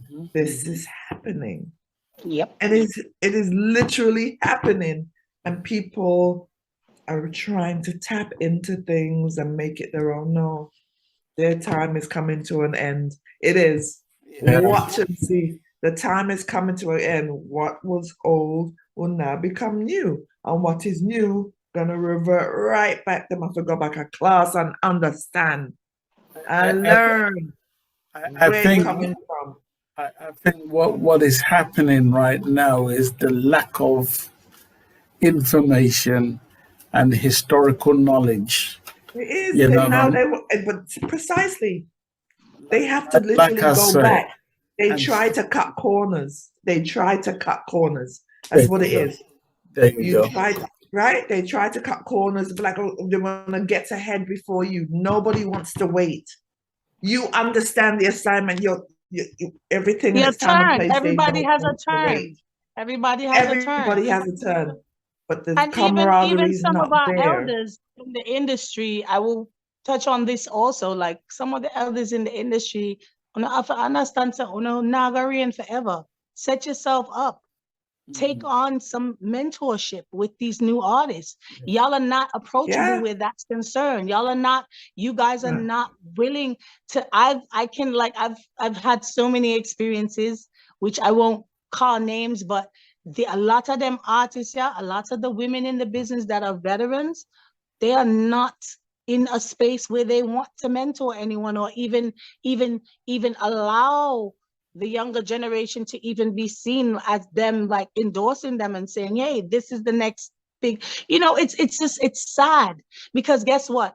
In the hierarchy of life, no king or queen will reign forever. I need people to understand that and let it sink in. Like no queen or king will reign forever. Okay, so let me tell you something. The problem with a lot of the Jamaican artists is the fact that we're not willing to have a conversation. That's a fact. It's egos. It's egos on both ends. That's all it is. The new generation and the older generation. And because they're set in their ways, the thing is, you have to evolve. You have to be willing to grow.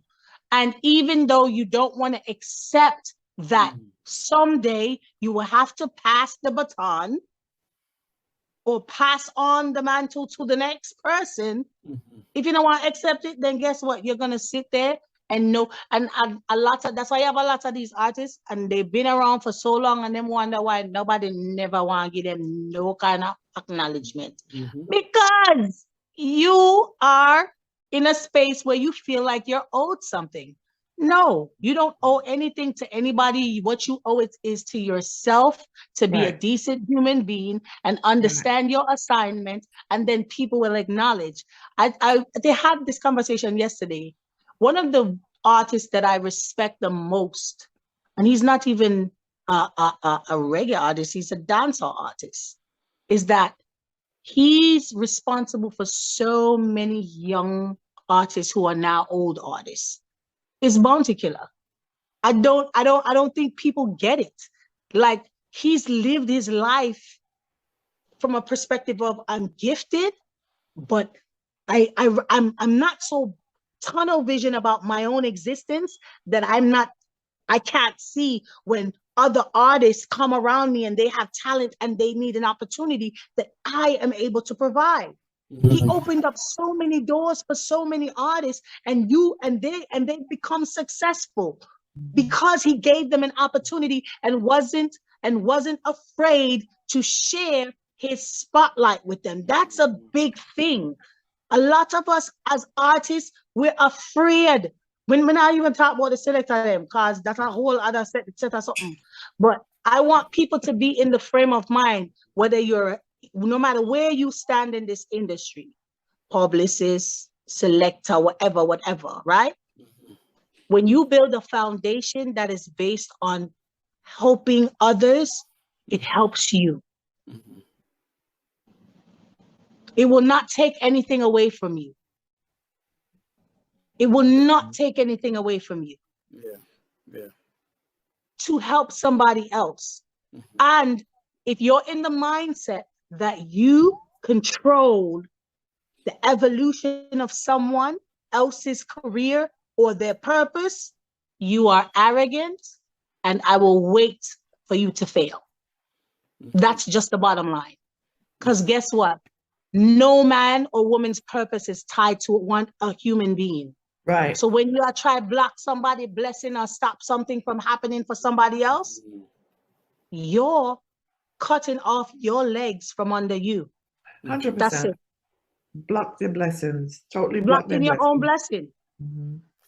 And it's the Right, bad Keisha. mind and the inner fighting. That's the reason why we're where we are today. It's been an absolute blessing to hear your perspective, to hear your journey to where you are. I can now understand your frame of mind and where you're at today and where it came from to where you are and what you were trying to achieve. You know, I want you to know that you have our backing. Yeah, Thank you so much. you have our Appreciate that. backing.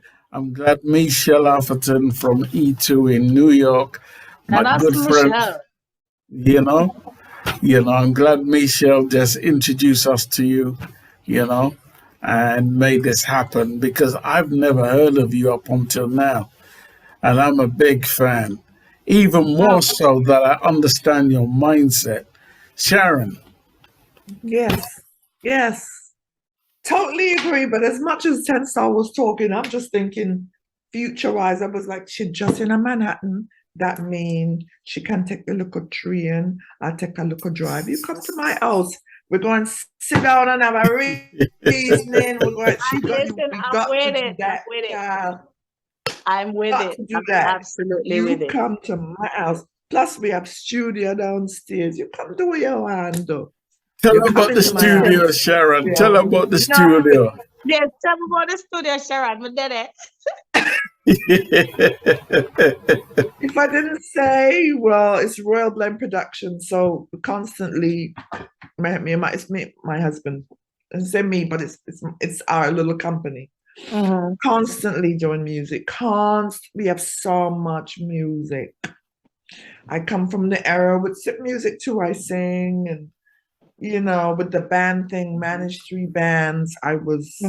It was not easy, no joke. I went through it. And eventually me and my husband like, let's just do our thing, man. Let's just do this production thing because nice. With COVID, when COVID hit, I mean, we was all over the place, still performing here and everywhere. But when COVID hit, music was always going, but we said, let's legitimize this, man. That way, you never know who we're gonna meet.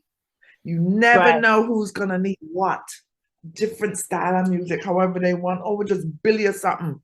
That happens in my house. So this is my new best friend because she's just across the bridge. Keisha is just across the bridge. Cannot waste that. Can't. I'm gonna inbox you.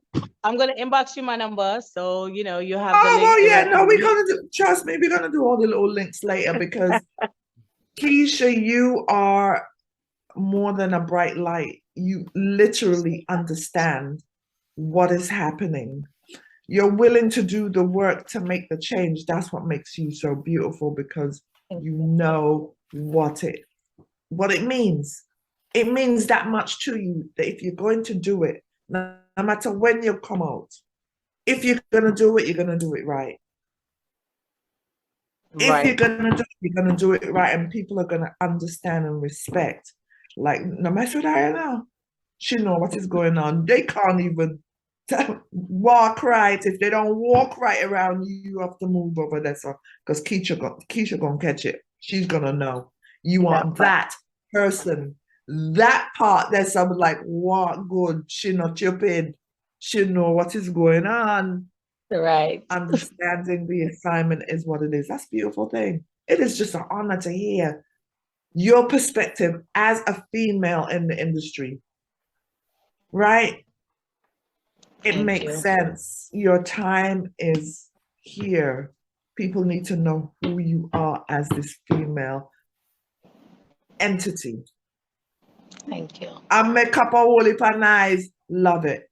She's not going to sit quiet, Tenstar. People go, I know she's not going to sit quiet. And that is what is needed now. Shake up everything. Yes, my year. Let's say you get started from time. Dancehall Queen Demolition. You go and you hear to demolish for real. She go and wipe the floor with them. With our vocals. Yes, Glamour. For real, Glamour. Not you, Keisha. Am I muted? Huh? Is she I muted? can't hear You're not anybody. muted. Oh, you can't hear me? Can you hear me? Yeah, We can you hear us? I I can can hear you hear. now. I can Okay, hear Okay, you. I'm yeah. about to say, we can hear Don't worry, you. your signal just went slow a little bit, but Just a that's how little it bit. goes. Yeah. But anyway, it's been a blessing to have you on the show, Likewise. and I'm glad, we've gotten a good idea of what you're about. You have our full support. What we want to do right now is come to some of the people in our audience. If you have a question for Keisha Martin, all we want you to do is just unmute, tell us who you are, where you're calling from, and whatever question you have. That would be Larry Webb. Larry's just been pacing. Larry, so what you have to say? Larry, Why, say, why you talk gonna up the beat things up the them. man for? You beat him up. Yeah, I've been watching him. I said, Larry, look, he got something to say. Talk about the things them, talk them up. It's so my people them talented and intelligent though. Yes. I'm Yes. afraid of the thing. I'm afraid for Todd the thing. I was been telling you, sir, New York community of musicians and singers, underserved, under recognized, underappreciated. Right. But it's okay. We're not doing it for the likes. We're doing it through the love. The love. Yes. For real. Yes. Yes. Big up Keisha, man. I'm glad, you're getting the play. It's well deserved. From the first time that I met you, when I had the audacity to ask you to consider a position to come and sing behind me, I'm glad we didn't take up that didn't work out, because you're so much more than that, and you probably would have blown me off of the stage. And I'm very proud of you. I'm very proud of your achievements. You mentioned some of your real life challenges that a lot of people don't really know, because Keisha never walk around with our troubles on our shoulder. Like, if people didn't know that she was homeless, and she owned that, and she brought that out in the interview, you would have never known from looking at her.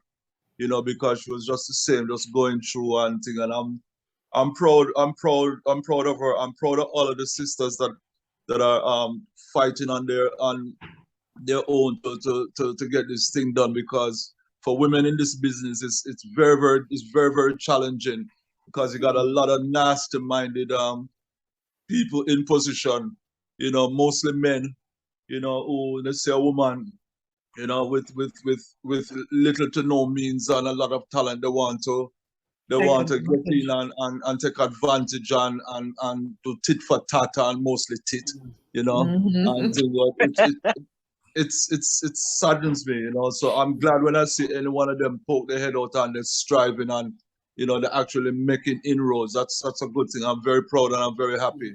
And I'm gonna have to run. I was watching this thing all along, doing my laundry, getting my breakfast and thing, but I started to run out of data, so I had to run back up in the apartment to get the Wi-Fi. But nobody got touch my underwear and take them out of the So me gone, because that only would have stay which part of the day I hear about that man, I finger up my underwear. Larry, respect you, my brother. Thank you so much. Enjoy. I'm glad I tuned in. Thanks, Larry. Thank you so much. You guys are doing well. Keep up the good work. Thank you. Right. God bless you, brother. Yeah. Anybody else would like to say a word or two to Keisha Martin, who is in our midst right now? Just unmute, tell us who you are, where you're calling from, and pose your question. Sharon. Hi, Keisha. Sharon again. Here. Hi. Hi. You know what I want to ask? Actually, you were talking about how you grew up, and how you get into the music. But the part I didn't hear is how you get to Apollo. Oh, wow. So I used to watch Apollo. I used to stay up like until 2 a.m. in the morning, as everybody know, Apollo Me Theater. too. Like just stay up and watching it, right? And so I was always fascinated, and like I sat there as a little girl, and I was like, one day I'm actually gonna perform that stage. And the opportunity, they had an audition, and I was just like, I'm gonna go. I stood online for like hours. Yes. And then I auditioned and I got in. I didn't, so people don't get like Showtime at the Apollo on Wednesday is an every Wednesday night thing, still going on till this day. Yeah. But at one particular point, there was the taped version. Wednesday night was not taped. Amateur night with the comedian host was taped. That was the taped version. So the aired version is not the version that I auditioned for. And that's how I got on. But I was surprised because that's the thing. That was the turning point for me in music where I realized that this is what I was meant to do. Because like I'm literally standing there when it was time to choose a winner. And that particular competition has 4 different winners. It's first, second, third, and fourth place. And so the audience thought that I should win, but we had like a dance group that came with like 2 busloads full of people, and they all sat in the front, and they go by the meter, the noise meter. So if you have a whole gang of people sitting in the front, you're going to get, so I ended up, I don't remember what, I think it was 4th place I ended up in, but when it got to the end and it came down to me and somebody else, the audience was angry. Like they were angry that I ended up in that space. And they were like, Keisha. They just started like, very belligerently shouting my name. Mind you, I came with 3 people that day. Yeah. They were in the upper mezzanine of the theater. They weren't close. So that had nothing to do with me bringing people. None of these people, there was thousands of people sitting in the audience. Nobody knew who I was. And in that moment, I was like, this is what I'm meant to do.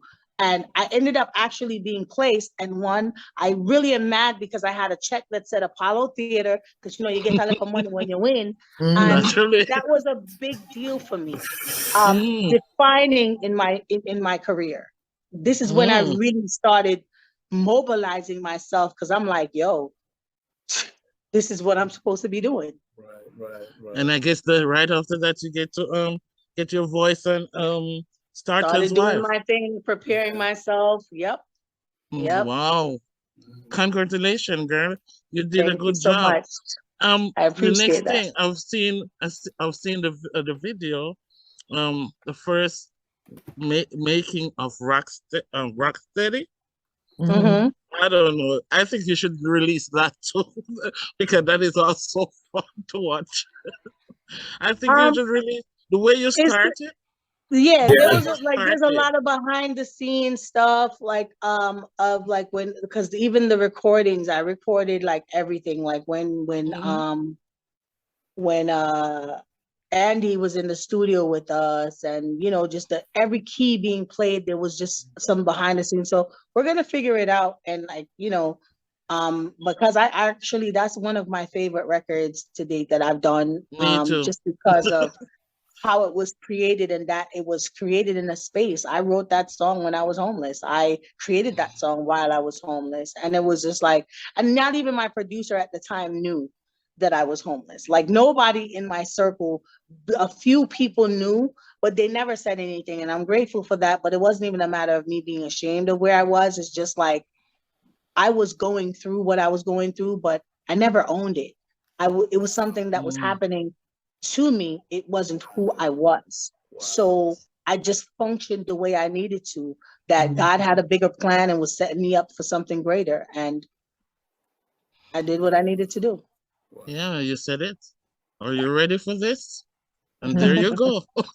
Yes. One more thing. Your son. Yes. He's stringing the guitar. Huh? So is he an artist too? Is he planning on? So my son has been a painter. He went to college to be an illustrator and a painter. He came back as a painter. And maybe 8 years ago, he was like, Mom, can you teach me how to sing? And now he plays 8 instruments. and he is a Ooh. full-on Wow. he's a full-on artist. He has music that's been released. One of my favorite songs of his is Bloody Hands. I love that song because of the sentiment of the song, and I'm very impressed by how he's even just he writes. He's himself. He loves music, and it's an outlet for him. It's just one of those things that my daughter sings, my son sings, and people don't get it. Like, this is a musical family. My daughter, she's always been on the road with me. If you look at a lot of earlier performances and different, she was in my band when I had an all-female band. So all of those things, Wow. Great job. Great job. Brilliant. Yeah. Yeah. Bravo. Thank you, Sharon. Yeah. Yes. That's beautiful. So once again, if Anybody there's else? anybody else who has anything to ask, Keisha, Hurley, Mr. Basie, Mr. anybody? Basie. Mr. Basie. No? We want to give you time. If not, then we want to say to Keisha, thank you so much for coming on our show. I Thank you feel for so having me. honored to have you, and, for you to share your story. You are definitely a strong cookie, and, you have full support, definitely, Thank you so much. and thank you so much for sharing your story. I know Sharon feels the same, but I'm going to let her speak for herself. And then we're going to play one of your tracks, and then we're going to get out of here. Sharon, where I say? Oh, hold on. Somebody, Mr. Mr. Basie Basie said he's says, here. I'm here. How do I Unmute, ask? unmute yourself, Unmute, Basie. unmute, bottom left-hand corner. Just unmute. Unmute. Bottom left-hand corner, you see the mic sign, or just unmute. There you go. Go ahead. Mr. Basie, go Hi. ahead. Okay. Hi, good afternoon, each and everyone. Sharon Mango, General Yes. Culture, my brother from yesterday. Keisha, fantastic interview. It was really, really nice to be a part of this. And I have to say a quick thanks to Sharon Bentley Park for kind of allowing me to kind of get access to this. If it wasn't for my daughters, them, who were present a little while ago, I wouldn't be able to log on. So I've frequently been trying to get through to you lot, but the elders, I put myself in that category. I'm not quite used to managing that side there, Mm-hmm. But Keisha, I want to say to you personally, okay, Keisha, I think the way that you conduct yourself, the way that you speak, I've got a lot of respect for you. And I didn't actually come across you until today's actual interview. I've seen the name a couple of times, but I would never have been able to put a picture to the face until I actually took part in this Zoom meeting. But Keisha, what I'd like to ask you, Yeah. you see like how life experiences kind of have made you go the way, as you just rightfully said, you went through a period of time when you was, you used the word homeless, but it's not that you was homeless, you just probably didn't have nowhere to live. But even looking at you and hearing your words, them, it's very, very inspiring to me, because I'm an artist-ish, trying to do my thing same way.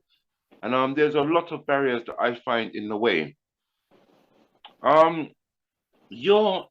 The genres them that you are on, as I said, it's amazing to see how humble that you are. I'm really, really proud that there's Black people like ourselves all over the world. It doesn't matter where we come from, whether it's African, whether it's Zuta, whether it's, the other islands, them.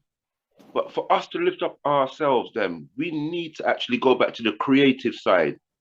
And as I said, I'm a musician that I also do my things, and I'm trying to sing a few new songs to compile my second album.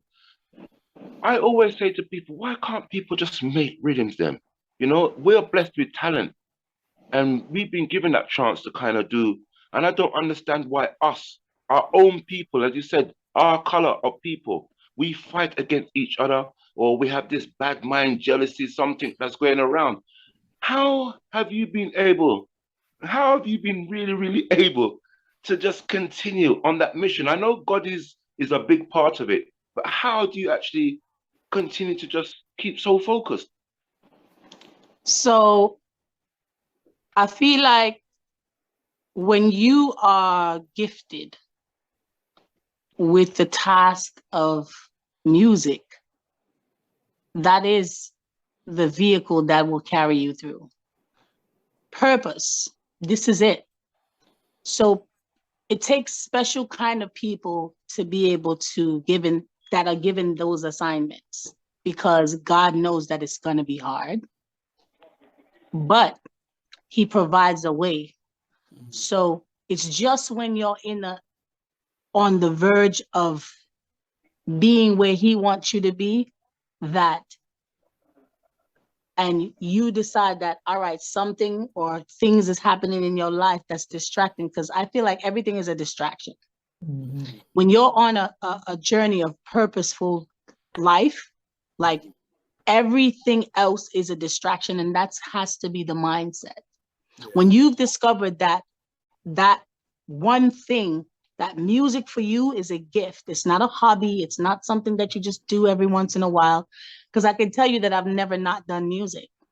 So no matter what I've had to do, yes, I've had to feed. And I remember not working for 2 years and music sustained me.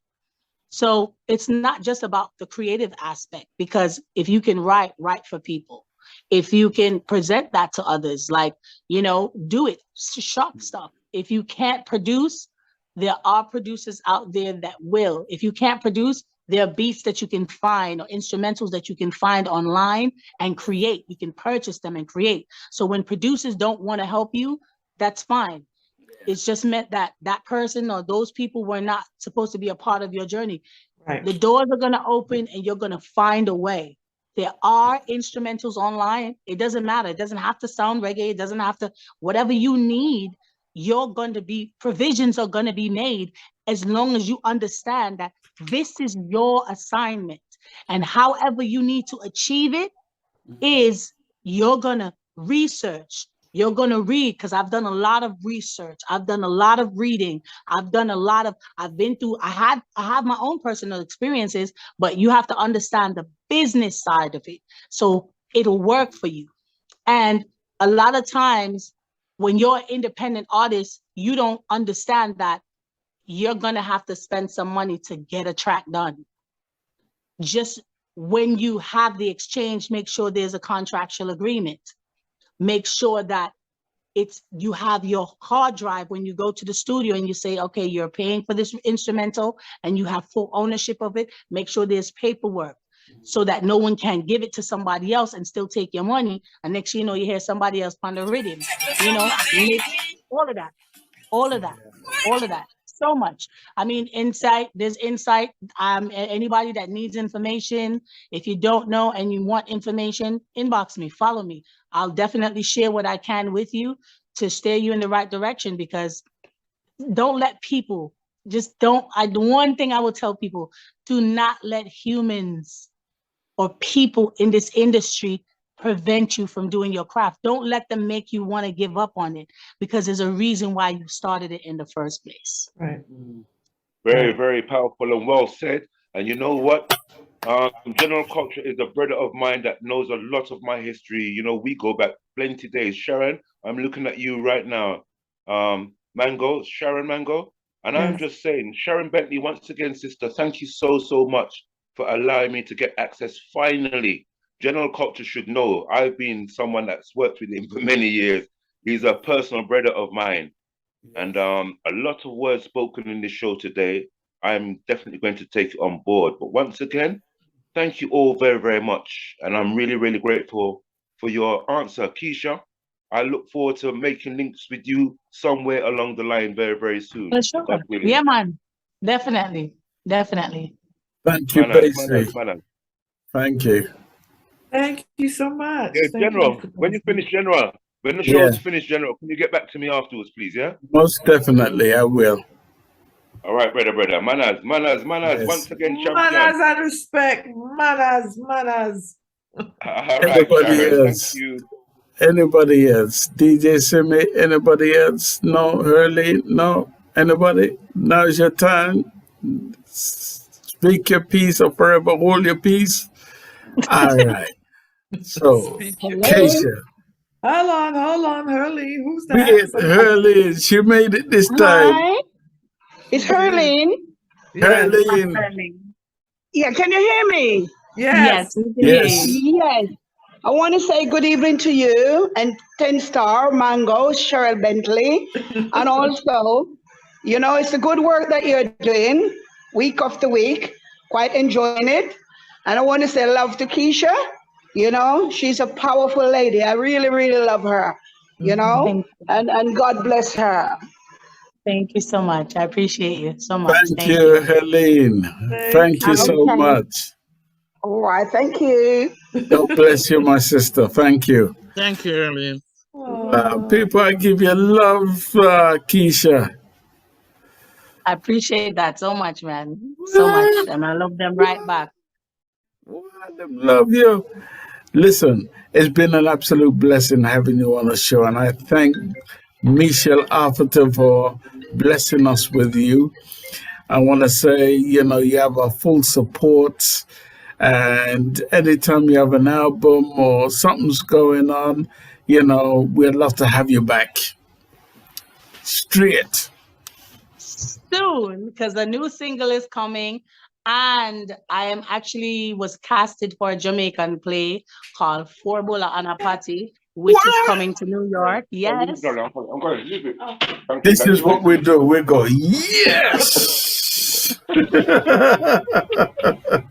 Yeah, so I'll be going on tour with that play, which kicks off in November in Florida. So all my Floridians, we're coming that side to Margate and then Coral Springs. And then we're back in New York with four shows. So Sharon, definitely know some mega see you. Yes. Yes. For sure. And I'll be sharing your links with each other. Yes. Listen, for sure. We're going to get out of here. And, you know, we cannot go any further without us playing your one more song by yourself. Absolutely love everything by you. You know, she sell off the truth. Yes, man.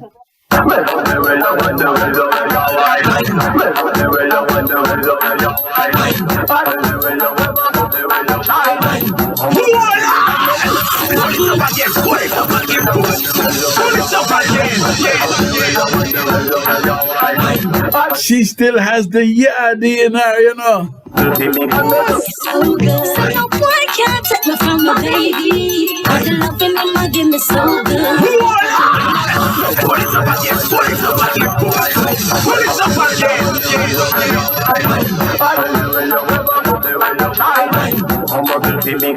It's so good, so no boy can't take me from my baby. All the loving in my give me so good.